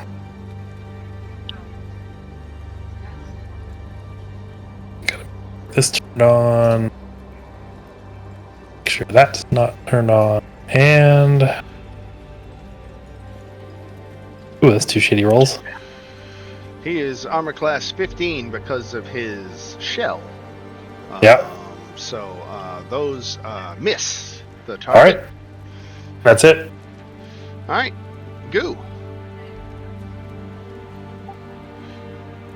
Okay, so is this all water here? It is mud. Oh yeah, that's thank you for reminding me. So that mud is counts as difficult terrain. Any sudden actions, including those necessary for combat, may result in the character taking a spill. Any character who uses the dash action or tries to fight within the room must succeed on a DC 10 dex save or fall prone. The saving throw should be made before attacks are made. Creatures encountered here are unaffected by the mud. Cool. So should I do that deck save? You didn't make a melee attack, so I'm going to say no. Right, and Vox is floating, so he probably won't either. Right. My guess. Okay, cool. Okay, so Being woefully prepared. you know what? Screw it. I'm going into the mud to fight this thing. I need to know if I was diving in, but I guess I'm just like. I'd say you're shin deep. How deep? Shin deep. Shin. Okay. It's fine as I trudge through, and I'm like, I gotta fucking fight this thing and fucking bullshit. Have you trudged through shin deep mud before? You're not moving that fast. No. I'm not. That's why I'm grumbling as I walk up. I didn't say I run. I say I'm going in. Don't worry. The good thing is you won't fall over because I've lost shoes in ankle deep mud. Right? Yeah, I was about to say I didn't even go that far. Let me see. I only went 15 feet. That's not far. Okay, I understand it's difficult terrain. That's still within my movement. And I start beating the shit out of this thing because it made me go in the goddamn mud. Weapon. you're not dodging anything Oh, with shit. look at that. Oh, she critted. Hell All yeah. the shit. And I've got a second attack too. A total of 12 damage. And I have a bonus action. God damn it! Boom, again. For 17 total. Maybe in another life, Kagumi was a pig. Now make The your mud. DC 10 dex save.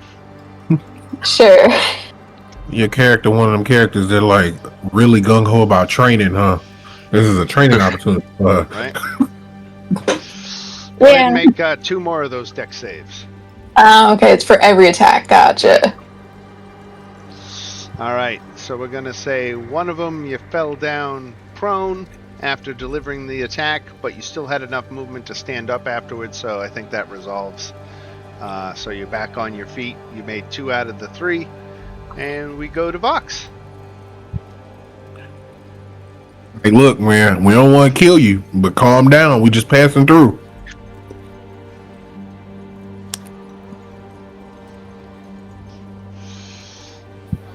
Toll the Dead. Wisdom saving throw. That was a 4. Change it to public so you'll see future rolls. So that He rolled a 4? He rolled a 4, so he failed.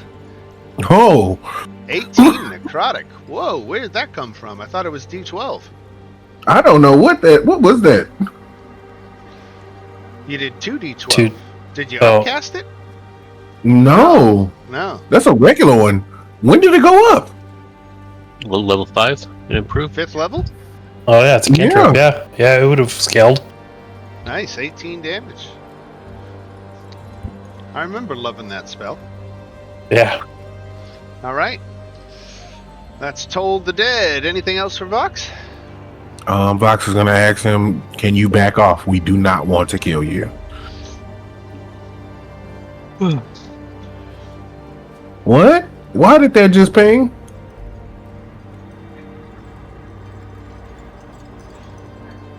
Oh my god!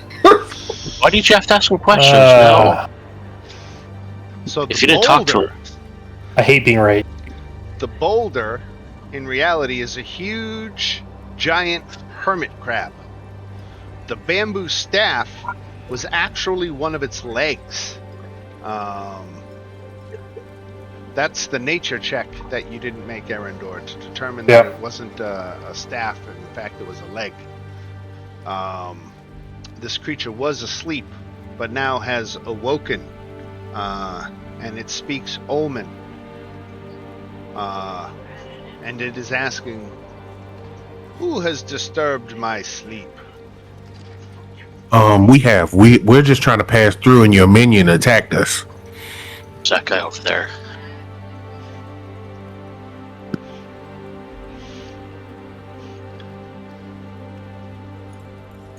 We didn't want to make a disturbance. This noise was made by your minion.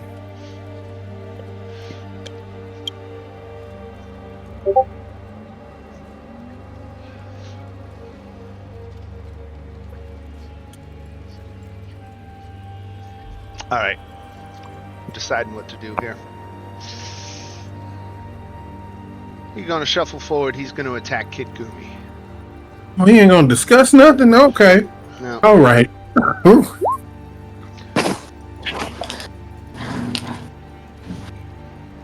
Gumi, 15 misses, right?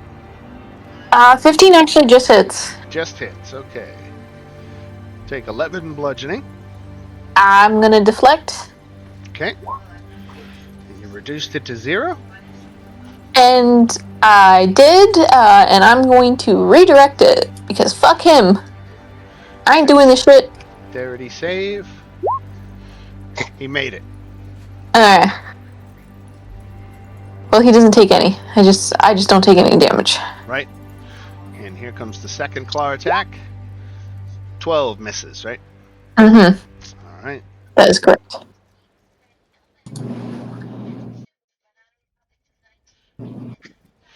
And he is going to use a bonus action to withdraw into his shell,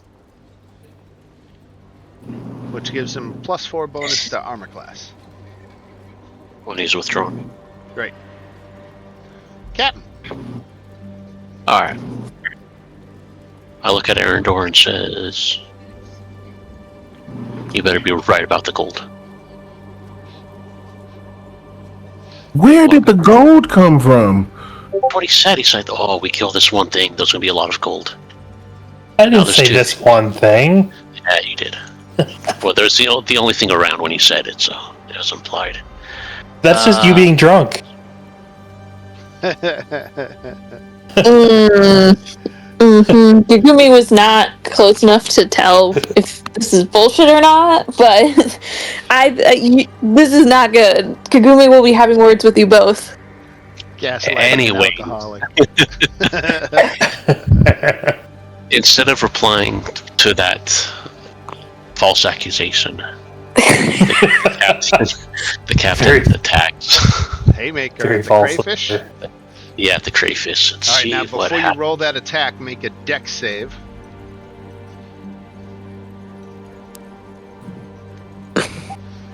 Sorry, that should have been 7, Disadvantage. so you fall prone, and you have to spend half your movement standing back up before you can attack.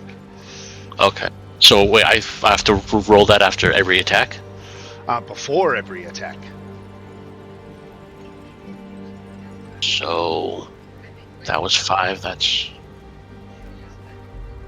20. Okay. But you stand sucks. back up and get your first attack off. Yeah. with the And I already- haymaker. Or so. So 9. because you were disadvantage.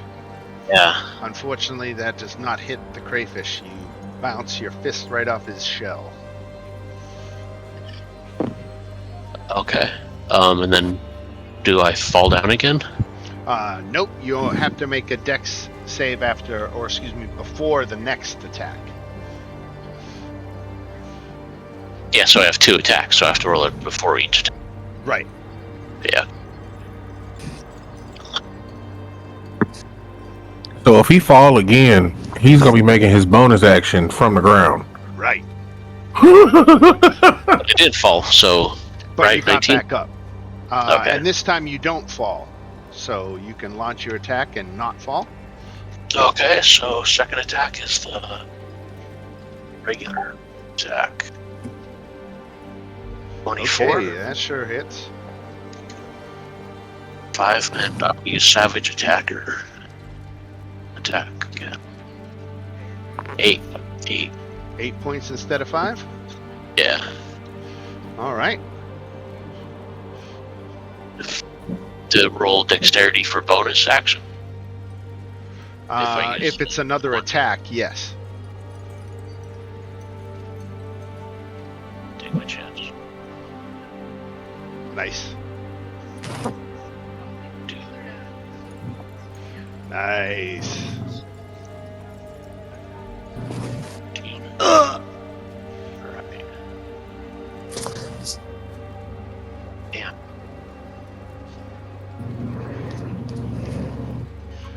You never even got a turn. Erendor. Ooh, okay. And this thing also wants to kill us, huh? It does. Alright. I didn't really want to do this.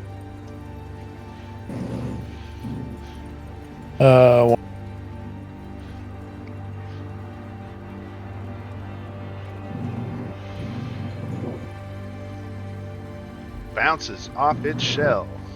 Son of a bitch. Okay, still concentrating though. Right?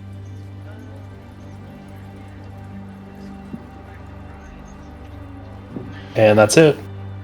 All right. Kid Gumi. This guy is retreated into his shell. So he is effectively armor class 19.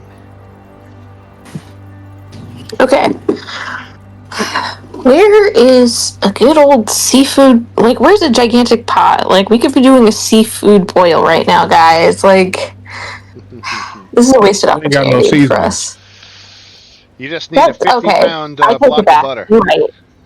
You're so right. How can we even do that without butter? Oh my god. Let me see. Do I want to attack him? Because it's kind of like a waste to attack him, you know? Like, it's a 19. Oh, wait. Do I have oil? I do. Oil. Okay. Oh, I do have oil. So I'm gonna pop a bottle of oil, like, douse the shell and the ground around him. And let me see. Is that an action? Yes, it is an action to douse the space with oil. I don't think and as a bonus action, I can use my tinderbox to light a candle, a lamp, a lantern, or torch anything else with fuel. So I'm gonna pop a bottle of oil, douse him. I'm gonna make my way back, but I'm gonna try and use the tinderbox and like flick a match at him and try and set him on fire. Okay. Now, the gas. Oh fuck! I forgot there's gas. Never mind. He just blew up the whole. No, it's not what you think. So, flames in the gas sputter and glow red. Any attempt to use natural means to ignite a fire, which is what you're doing, has only a 50% chance of success. The gas actually suppresses fire. Interesting. So, Interesting. So we can go with your plan of dousing it with oil, but when you pull out your tinderbox and you try to strike a spark, there's not enough oxygen in the air to support flame, or there's some quality of the gas that suppresses flame. So we got to roll a D100 to see if it works. Okay, this is actually really fun because I've never rolled the D100 before. Alrighty. Okay, you did it. My roll failed, but yours succeeded. So we'll go with yours.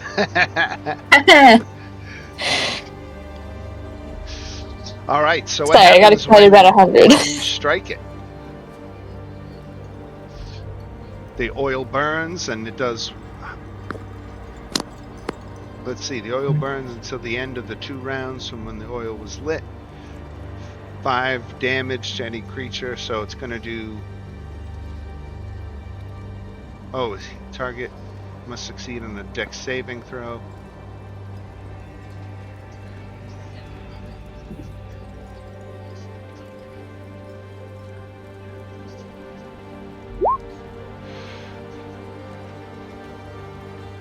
Yeah, I believe my DC for Dex is 13, so... Okay. So that's 5 damage at the start of his turns. Mm-hmm. All right. Anything else for Kit Gumi? No, not for right now. All right. Fox.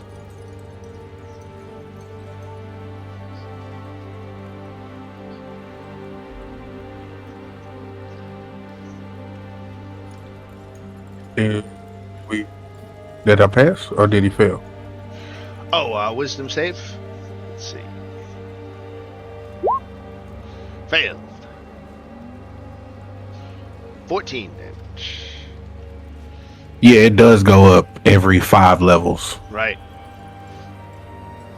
Yeah, 2d12 is crazy damage. That's great. All right. Anything else for Vox? No, everybody seems pretty good, so we're good. All right. Kalka is gonna step on up.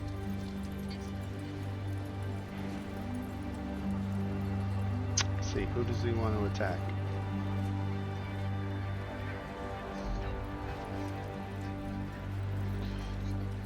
Well, I guess the closest target would be Cap.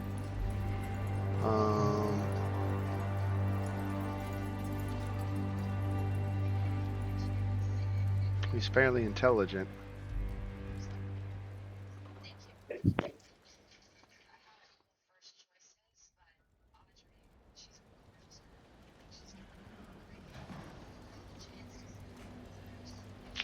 Yeah, he's gonna go after Arendor.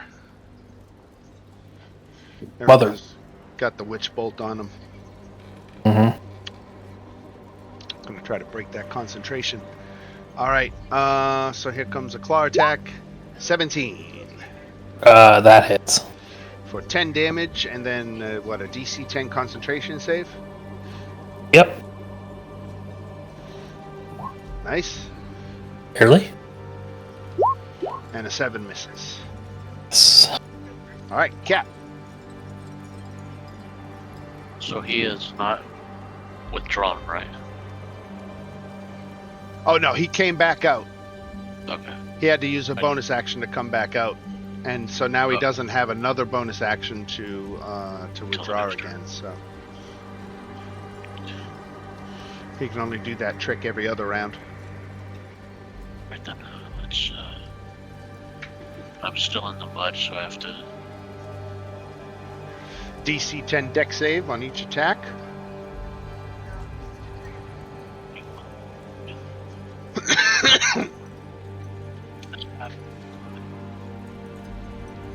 Haymaker. 18. At disadvantage though. Ah, shit. 9, 27. No, it's probably 9. No, it's 9, right? All right, so that is a miss.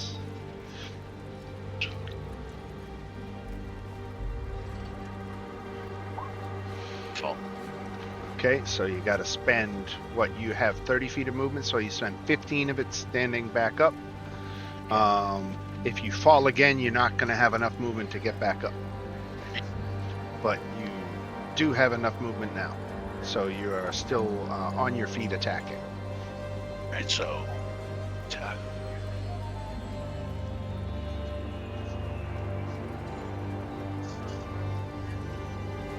Nice. 7. And I get money. For 7. Where's that at? 16, 20. D2D8s. That's fine.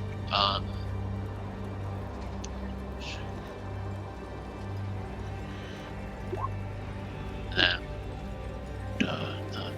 the Moxie. Right. So we do this. And I fell. All right, so now you don't have enough movement to stand back up, so you're prone. Yeah.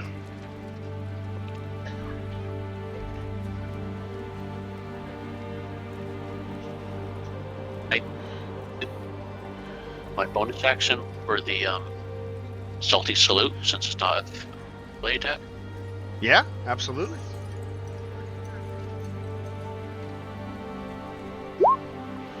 He made his save.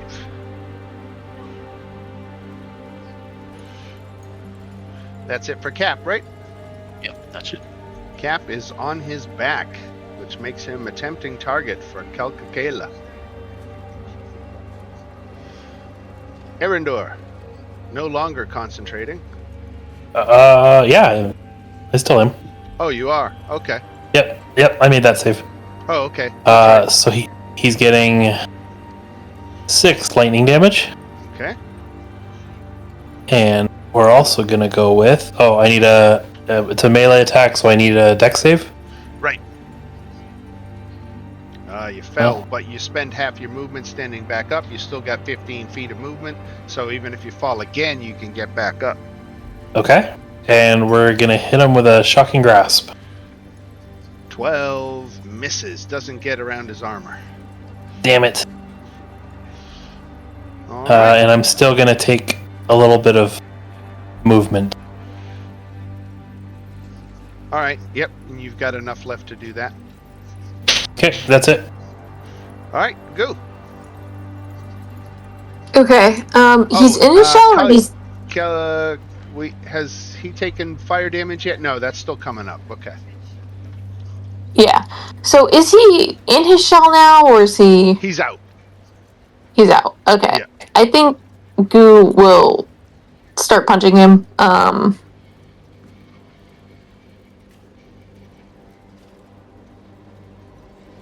13. He's still out, but that still doesn't get through his shell. Okay. That oh yeah. I'm sorry, that was my dex save check. Right. All right. Oh, there we go. All right, let's do that dex save again. All right, you made it. Great. So Oh, I'm sorry, that was my damage, but 15 dex, sorry. 10 was the damage, 10 is the damage, 15 was my save. right? So you maintained your footing. And I'll do a bonus action, one more strike on him. Okay. Okay, do you want me to do the save now? Is Yeah. 17 enough to hit him? Yep. Let's Okay. see the save.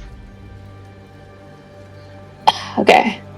But you had enough movement left to stand up one time, so I think Yeah. it didn't matter anyway. All right, so 17 hits for 5 damage.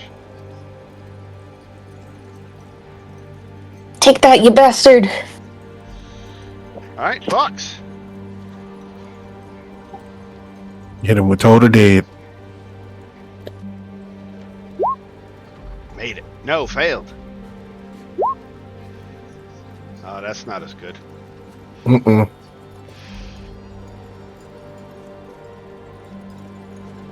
All right, and if that is it for Vox, Absolutely. we go to Kalka.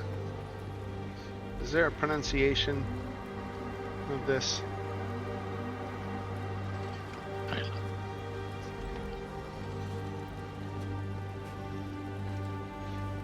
It gave so many pronunciations in the book, but apparently not of this name. All right, so he's got Captain is prone, so he's going to take a literal advantage of that. So he's going to go after prone Captain with advantage with his claw. And he's going to hit for 9 bludgeoning. All right.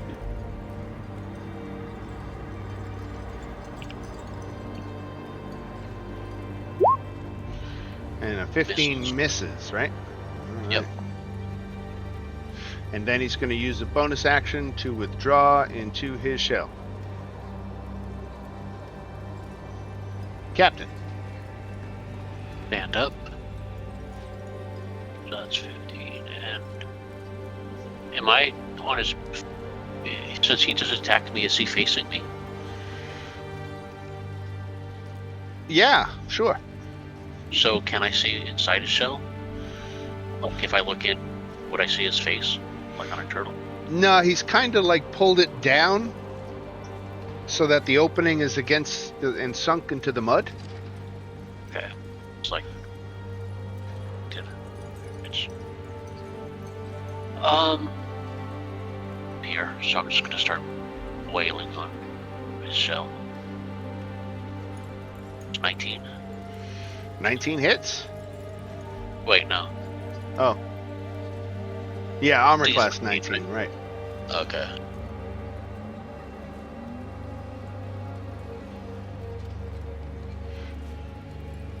I'll do the haymaker, why not? At disadvantage. Wait, do I have to roll again? X, since I just stood up?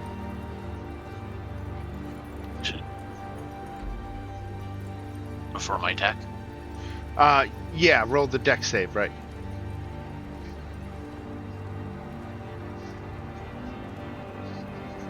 Okay, you fell, but you should have enough movement to stand back up. Now you can make your haymaker at disadvantage. That's a terrible idea, I shouldn't have done that.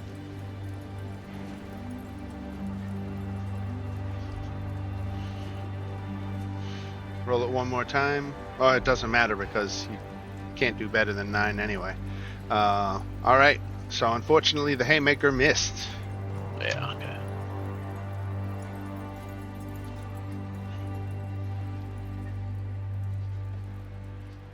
Sure. 12? Yep, you stay on your feet. Alright. And the regular attack. 13? Misses. Bounces off his shell, right. Yeah. And then I'm just going to use the salty salute. 11. He fails it, so he takes 6. 6 psychic damage.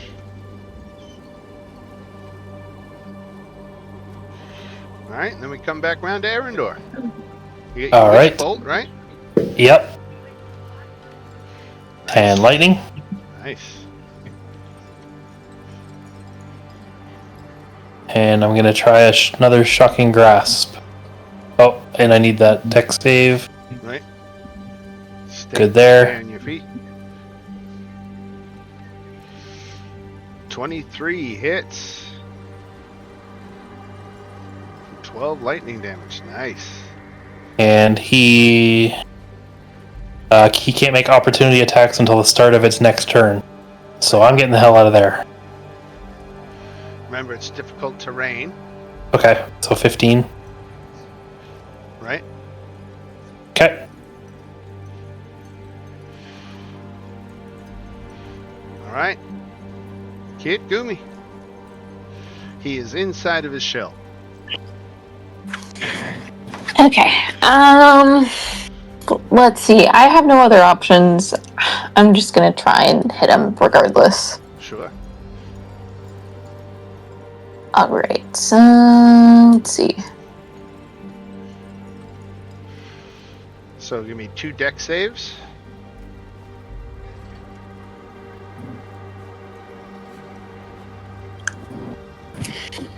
All right, so you made one and failed one, but you stood back up. So you didn't move at the start of this round, so you still have Nope. 20 feet of movement.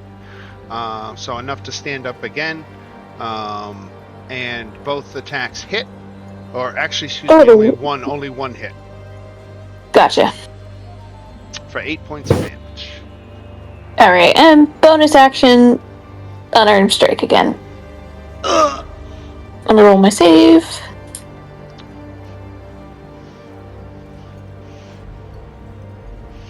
Yep, you're good, and he's dead. Oh, perfect. Sorry, I didn't realize that. My sheet is covering the screen. Let's give you guys some XP for your creatures here. So that is 125 each. And all right, let's just call it 1150 divided by. Let's make it 300 XP each. Or both of them? Or both monsters? That's for both monsters, right? So 87.75. That's where everybody at. Yep. No. Mhm. Oh yeah, total, right.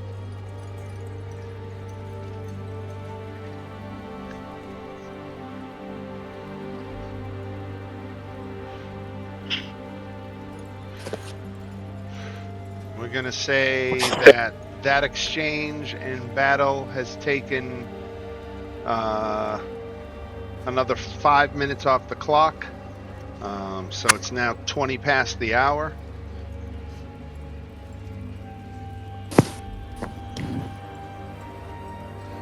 IRL and in-game? Wow. Right, yeah, the combats always take much longer in real life than they do in game. In game, that was what, 3 or 4 rounds? So, Yeah. like 30 seconds?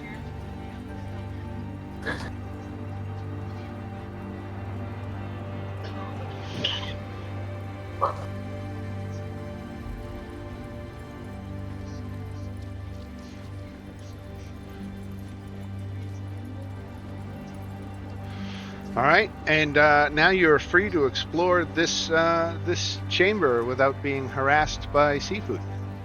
Is anything going on with this middle location right here? And the reason why they were so adamant on protecting this area? So the boulder that was pictured on the map, see how it's got a little stick off the lower right side of it? Mhm. That is actually the creature Kalkakaila. So that's what the big one is actually him. The littler rocks are just that littler rocks. Nothing Okay. of value. Okay. Doors to the east-west and stairs down. Right? Do I hear anything behind this door? Let's see, what's down there? I don't think you hear anything, no. Make a perception check.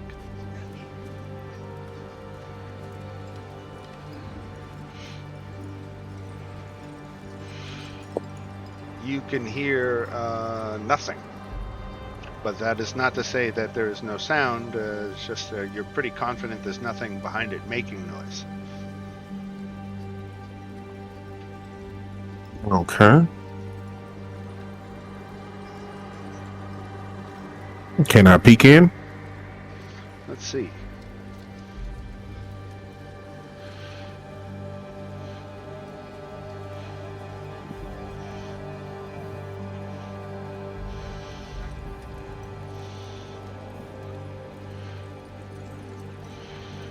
Yeah, absolutely. Let's. It doesn't say anything about that door being locked or anything, so I'm going to go ahead and open it.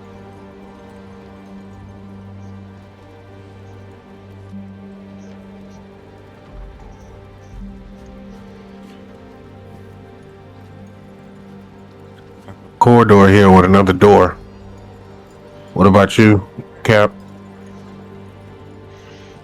Yeah, this door over here. Does that one open up? It's a door, yeah. You are looking at your door, Cap? me read about what's behind that one. Doesn't say anything about a locked door or anything. Let me open that door for you.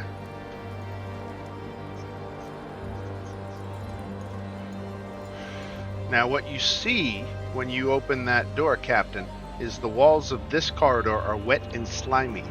The stucco covering has become saturated with water and is decomposing and sloughing off in spots on the southern wall. South, again, is like this end. Can I tell what that substance is? It is wet lime. So is it Wet lime. stuck to the wall? Limestone is decomposing? It's a geological thing. It's not that unusual. Okay. Right. So this lime, anybody wants to make a nature check? Who's trained in nature in particular, which might be Erendor? I am not trained in nature, but I do have +2. Ah, okay. Anybody else trained in nature? I know about fermentation. Nope. I have a +0. Well, I'll make my best guess, which is really poor. Lime is really tasty. You should eat it. There you like it. Who doesn't like limes, right? Hmm. Yeah. Oh yeah, totally the same thing. Yeah.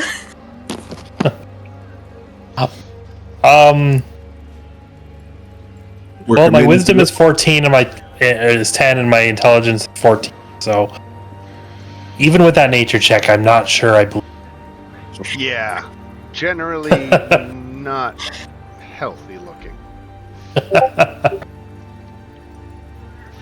All right, well, if it's pretty normal otherwise, might as well go have a look. Yeah, it is. It's caustic. You can tell that any prolonged contact with flesh is not going to be cool. Ah, okay. Don't touch the walls.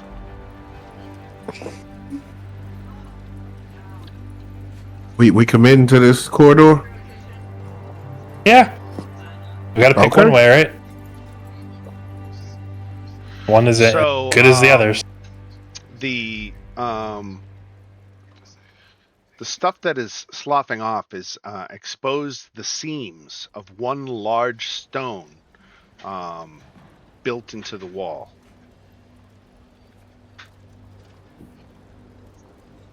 Well, that just screams door.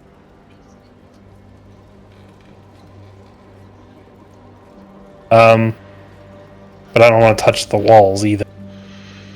Looking at the Do you not floor, have does it look mage like the hands? door slides in or out? The block can be pushed inward. Kick it. Yeah, just shove it in with your foot. Going to take more than that. It's going to take the combined effort. You need a total strength of 48 or higher to move this Ooh. stone. I don't know if we even have that total. No. Not together, no. Well, let's see. Let's count it up. I got 8. Hold on. Wait, I just closed my sheet. Shit. I have 13. I have 12. All right, so we're at Why 20. is my strength so high? I have 16. 20, so we're at 36. What's Vox have? 13. So we're at 49. You beat it. Oh, wow. Just barely, Just but you got it. That surprised me. Okay. The stone is about 6 foot tall, 3 feet wide, and 3 feet thick. It takes a minute to push the plug in 10 feet, after which point it can be circumvented. But you're going to have to spend some time scraping off the lime before you touch this thing, or it's going to deal 2 acid damage to each of you. Let's Now, if cloth or soft leather is used to protect from contact with the lime, The lime will soak through in about 12 seconds. Each hour of contact reduces its armor class by 1. So it's not good for cloth or leather either.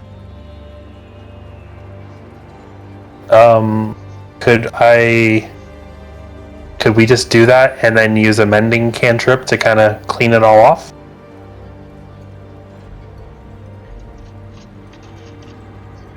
Yeah, I think Everybody kind of just shoves with our shoulders and use a spell to clean it all. mending repairs the damage to the fabric. Yeah. Repairs a single break or tear in an object. 2 halves of broken key, torn cloak, leaking wineskin. So it doesn't look more like it's meant to repair damage, but Right. I guess it depends on how you want to interpret that. Right. Yeah, it seems to be stretching what mending is capable of. Yeah, there's something else that I'm thinking of that's closer. I can't remember what it is.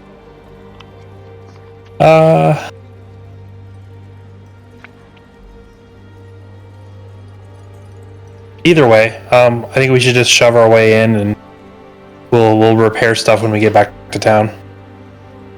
Okay. It's just leather and cloth, right? Like, it's fine for metals. Even that can be fixed.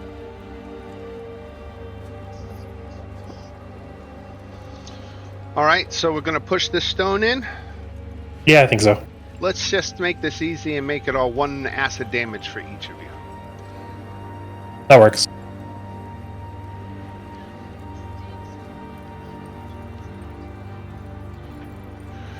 And the stone has been pushed in.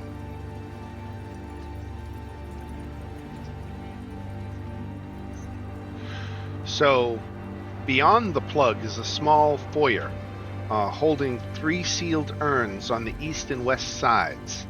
To the south are double doors of bronze with glyphs worked into their faces.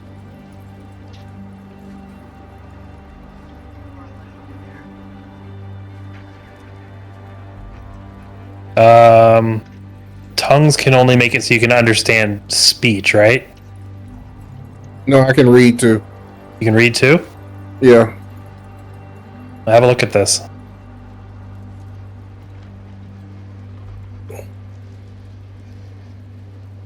Unless that's expired.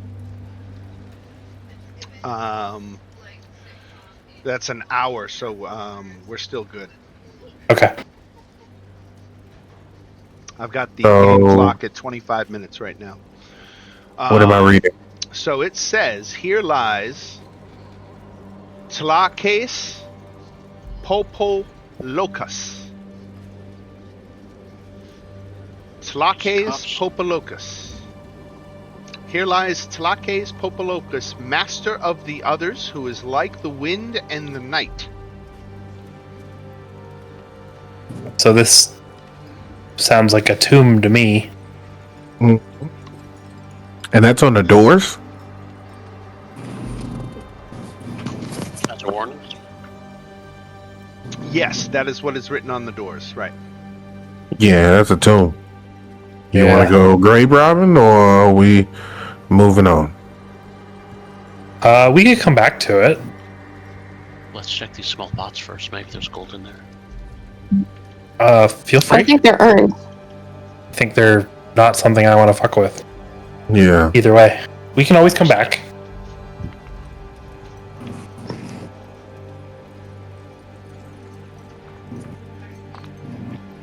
You guys want to keep investigating the room, or do you want to move on? See what's in the hall. Okay. So this staircase goes up for only a few steps, and then it seems that the rest is filled with clay and stone rubble. So we can't go no further. Can I look at it to see how deep the rubble is? mean, is it something we could potentially dig through? Yeah, absolutely. You can certainly attempt to dig. Like I don't necessarily want to dig so much as just like try to get an idea of whether it could be dug through. Take the dirt aside. I don't know that you can unless you actually dig.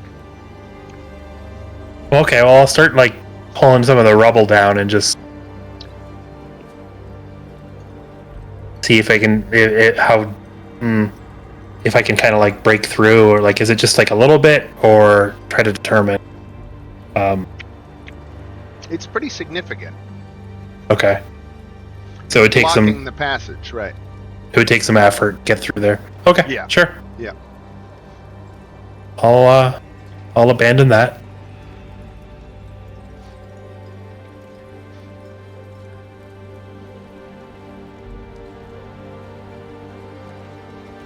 You want to go to the other hall? The west one. Since And we got another one down some stairs. And some stairs. Yep. if we stay on this plane before ascending or descending, Yeah. Let's take that west. or do we stay on this side and go in the doors over here? Which, the ones in the tomb? Oh, you guys are already halfway across, anyways. Yeah. Oh, those. Okay. Yeah, we're gonna.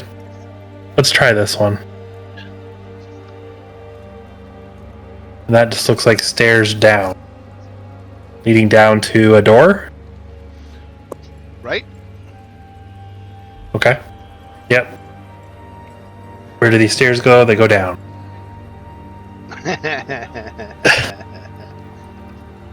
Can you stack I'll throw- inspiration? Is that even possible? I'll just throw that out there because it's. humans. Can you get more than one inspiration at once? I mean, if humans. That's a start good every day question, with them, actually. isn't that a role-playing disadvantage for humans? Because is heroic inspiration different from gameplay inspiration? All right. You could be inspired by a hero and That's an interesting question. art. Because all humans get the heroic inspiration, I think. Right. That's an interesting question. I think heroic inspiration is just what they call inspiration. Could be. Yeah, I don't think heroic is like distinct from regular inspiration. All right, but this door down here is unlocked, and that seems to be where you're going, so I'm going to go ahead and drop the door there, allowing you to see into the next room. This room is wet, and the walls are covered with a slimy white buildup. There is about 1.5 inches of water and mud blanketing the floor. Many overturned pedestals and pieces of broken statuary lie on the floor, partially buried in the mud. Opposite the entrance to this room is another door. Only one pedestal remains standing. It is in the northwest corner, which is this corner. Okay. On it sits a small metallic 3-sided pyramid. Overhead, in the shadow-draped ceiling, are inlaid colored tiles depicting a starry sky and forming strange patterns in the area above the pedestals.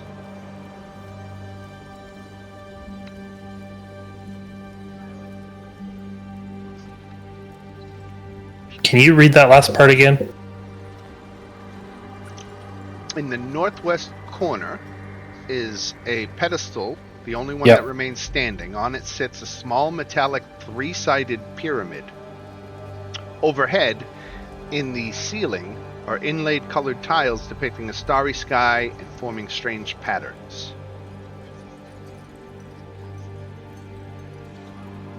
The walls of this room are heavily coated with caustic lime. Any flesh that comes in contact with lime takes 1 acid damage per round.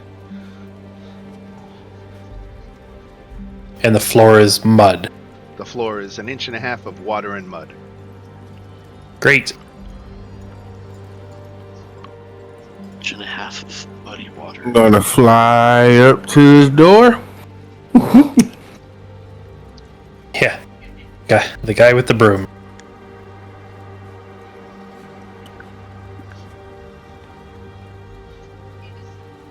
What can I hear?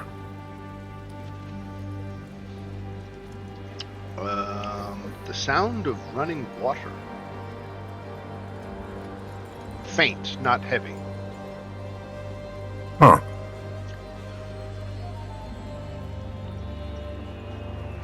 I'm gonna open this door.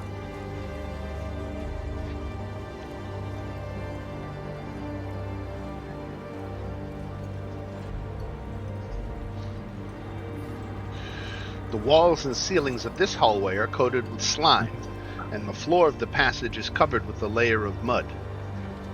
Through this muck, a steady stream of water trickles northward. The stucco on the walls is flaking off, and there are glowing silver tracks in the slime crisscrossing the walls and ceiling. Along the east wall of the passage stands a 12-foot-tall statue of a man outfitted in fine clothing and holding a stone tray in his raised arms. It appears, its eyes appear to be black gemstones. The right one droops out of its socket, balanced on the statue's cheek. From behind the left shoulder protrudes the hilt of a weapon, most likely a sword. The stone tray, as well as the forehead and nose of the statue, are tripped and scratched.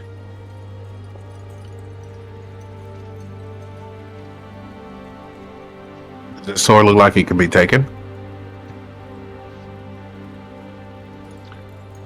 Sword in the stone. The sword, if you want to go up and inspect it, you might be able to determine how easy it is to free the sword.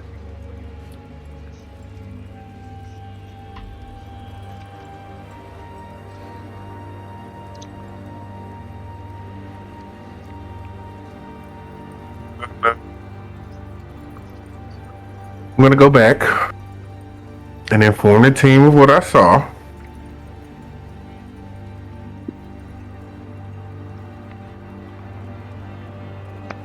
Okay. I guess just see what happens when we walk into the room. Okay. Nothing happens. Okay.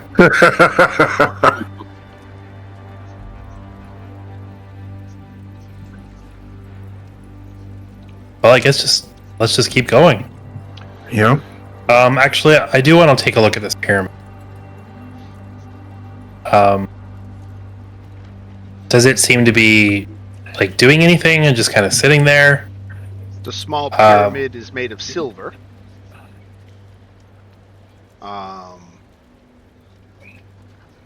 Any guesses on the value? Yeah, it's worth about 5 gold. And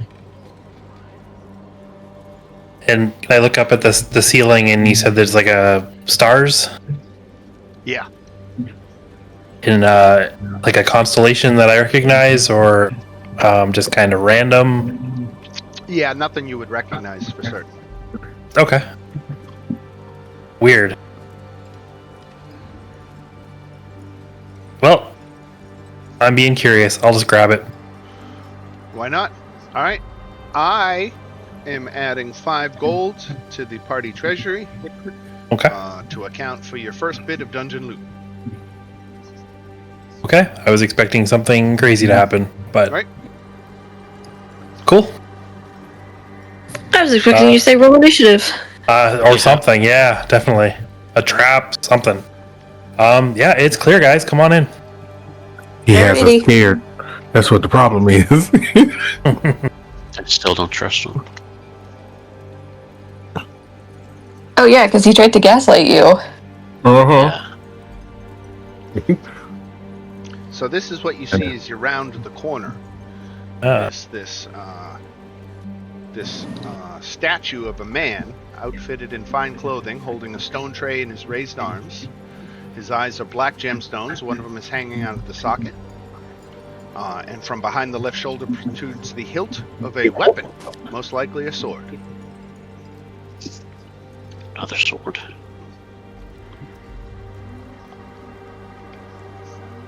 I mean, seems like free sword, right? Yeah. No problem. Just Why don't you go grab that, Cap? No, I don't need a sword. I have my fist. What are you talking about? You need a sword, though. Oh, I don't need a sword. Who can wait? Can Vox use a sword? I'm just thinking about this out loud. No. And no, okay, so none of us can use this. Well, I guess Captain, if he needed to, could use a sword, but Yeah, we can sell it though. yeah, I'm good with that. I think Vox should have it so when he's on his broomstick, he can just be like playing joust and attacking people. I grab that sword. It's just gonna go in the bag of holding to be sold when we get back. It works. That's fine with me. I mean, I think we should take it just to sell it, but I don't think anyone in the party's gonna actually use it. You know? Can I take a closer look at these gemstone eyes? Yeah, absolutely. They're black gemstones. Are they attached, or can they just be like pried out? They're polished obsidian. Probably worth about 10 gold each, but you can't reach them from down here. You would have to get up higher. That's to be able to. pretty tall. Yeah. Okay.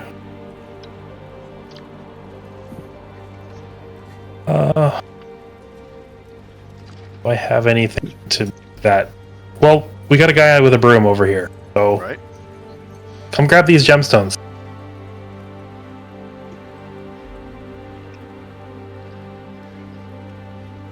Did you hear I'm that, quite enjoying the Vox? looting. You're enjoying I'm sorry, yeah, I was talking to my wife. What happened? Oh, I just asked you to fly over and pry these gemstone eyes out so you can sell them. Don't trust him as more. Absolutely. I'll give it a shot. He wasn't asking you. Okay, no problem prying out those gemstones, Vox. You hover up on your broom, and you pop out one, pop out two. You just earned another 20 gold. So your bank right now from the dungeon is 25 gold. Sounds good. Okay. Grab that sword if you want it, or want to sell it. Grab the sword as well. All right. The sword is a +1 longsword. Ooh, It is, I definitely can't use that. yeah, that'll go for some money. It is actually made of laminated wood inset with jagged teeth of obsidian. If you've ever seen that kind of like Aztec Mayan, Yeah, like the bat. right? It's like a cricket bat that has like stone blades built into the edge. So Okay. it's a nasty piece of business, but functionally it's a +1 longsword. I'm just getting drunk watching. This sword also has an extra magical property. It does an extra 2d6 damage to any creature of the plant type. Okay, that's an odd Oddly choice. specific. It's a sword, right? It's going to do damage to a plant, right? Let's peek into this door.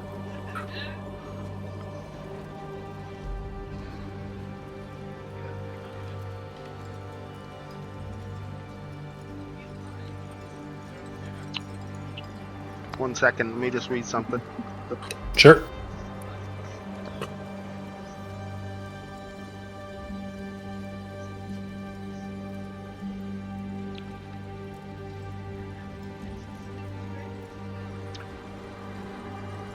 Okay. That resolves that. Let me read again for this.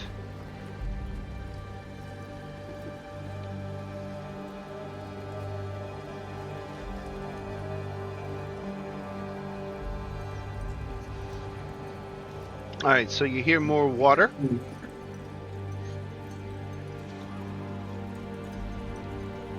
Door's not Let's go. locked or anything, so we're going to pop that open.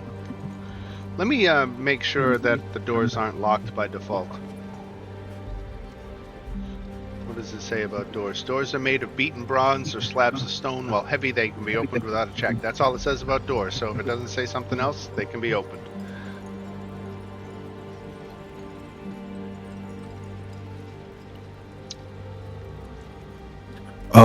So I can see up until here. Well, to this square. Wow. So let me tell you what you see.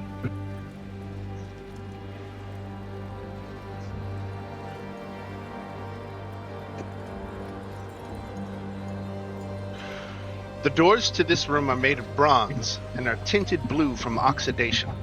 Just inside the doorway are two small alcoves. Each space contains an old fountain, cracked and crusted with lime. Around the fountain, in the eastern alcove, a heap of rubbish litters the floor. The fountain in the western alcove still holds some green, scummy water in which something moves. Is this a light source?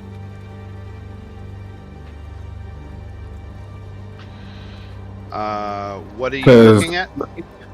All right, hold on 1 second. So my line of sight ends here, but there's a separate light source over here. Can you see what I just drew?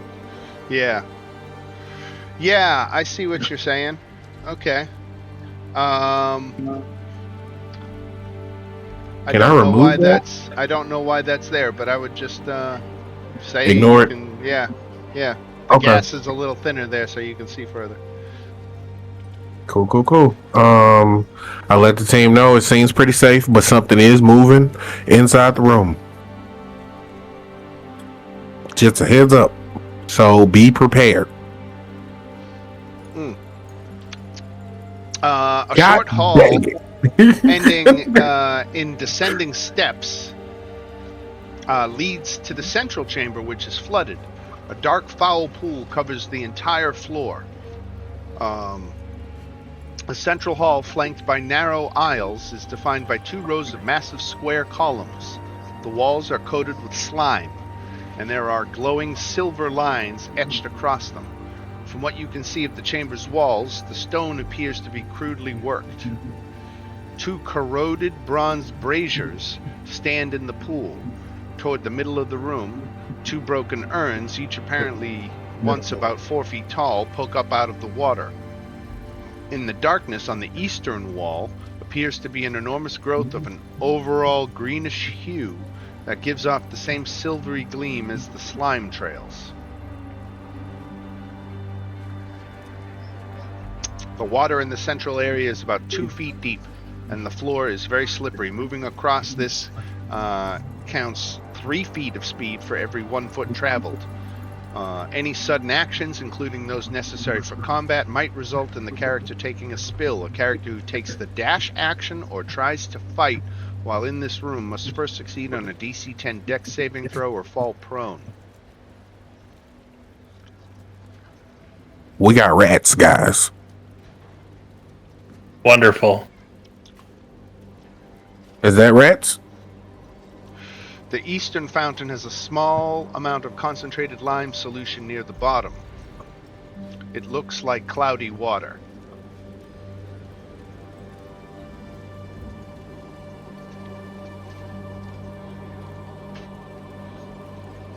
In the southeast corner is a swarm of rats nests in the rubbish.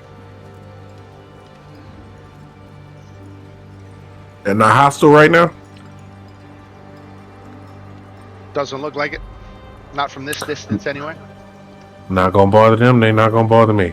Alright, so we got rats up top, and I'm talking to them through the door. Rats that way. And this side looks pretty clear. Yeah, the western alcove is filled with algae, and some bullfrogs are raising a brood of tadpoles in the water.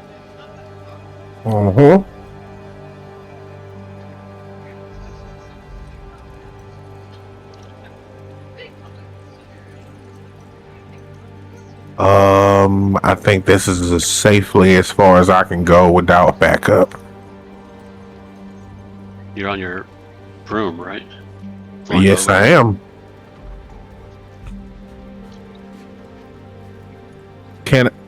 Is it a reason this is a different color? 1 second.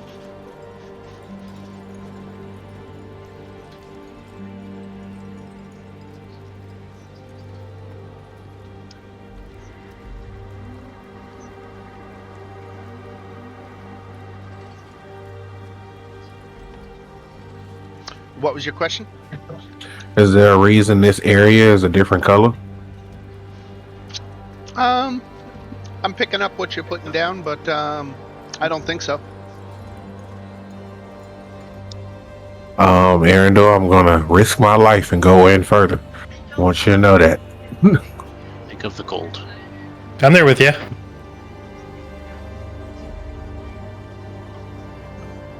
And I'll wade in slowly. So far, so cool. I'm not seeing anything strange going on yet.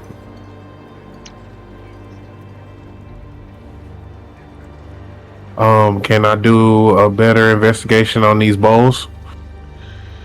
Yeah, let's look at that.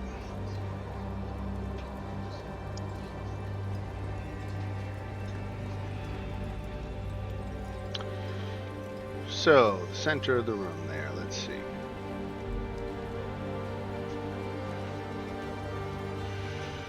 That's about the alcove.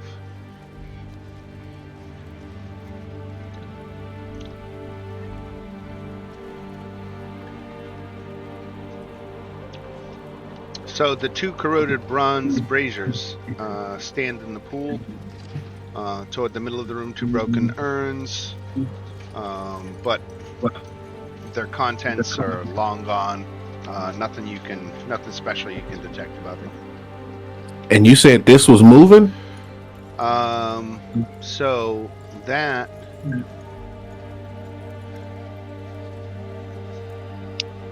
the fountain in the western alcove, no.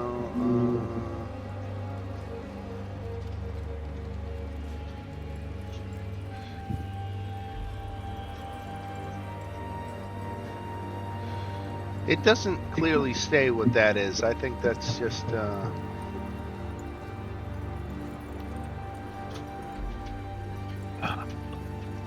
The water, it's coming into this room from this room, Vox, correct? stop right there. Oh, crap. So suddenly, the rest of you see Vox take a step to the north, and he plunges down into the water, disappearing from view. And I'm flying. How is that possible? Oh, you're flying! Fuck! We saw Never nothing. mind. I wasn't looking that direction. Right.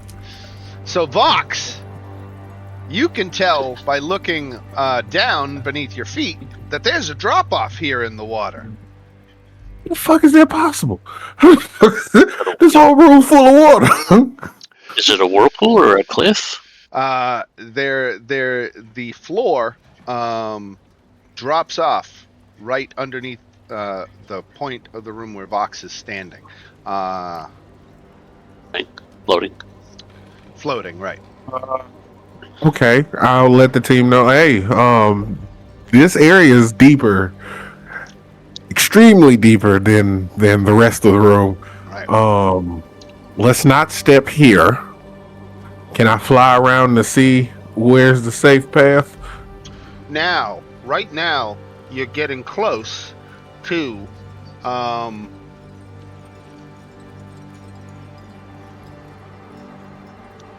The murky water.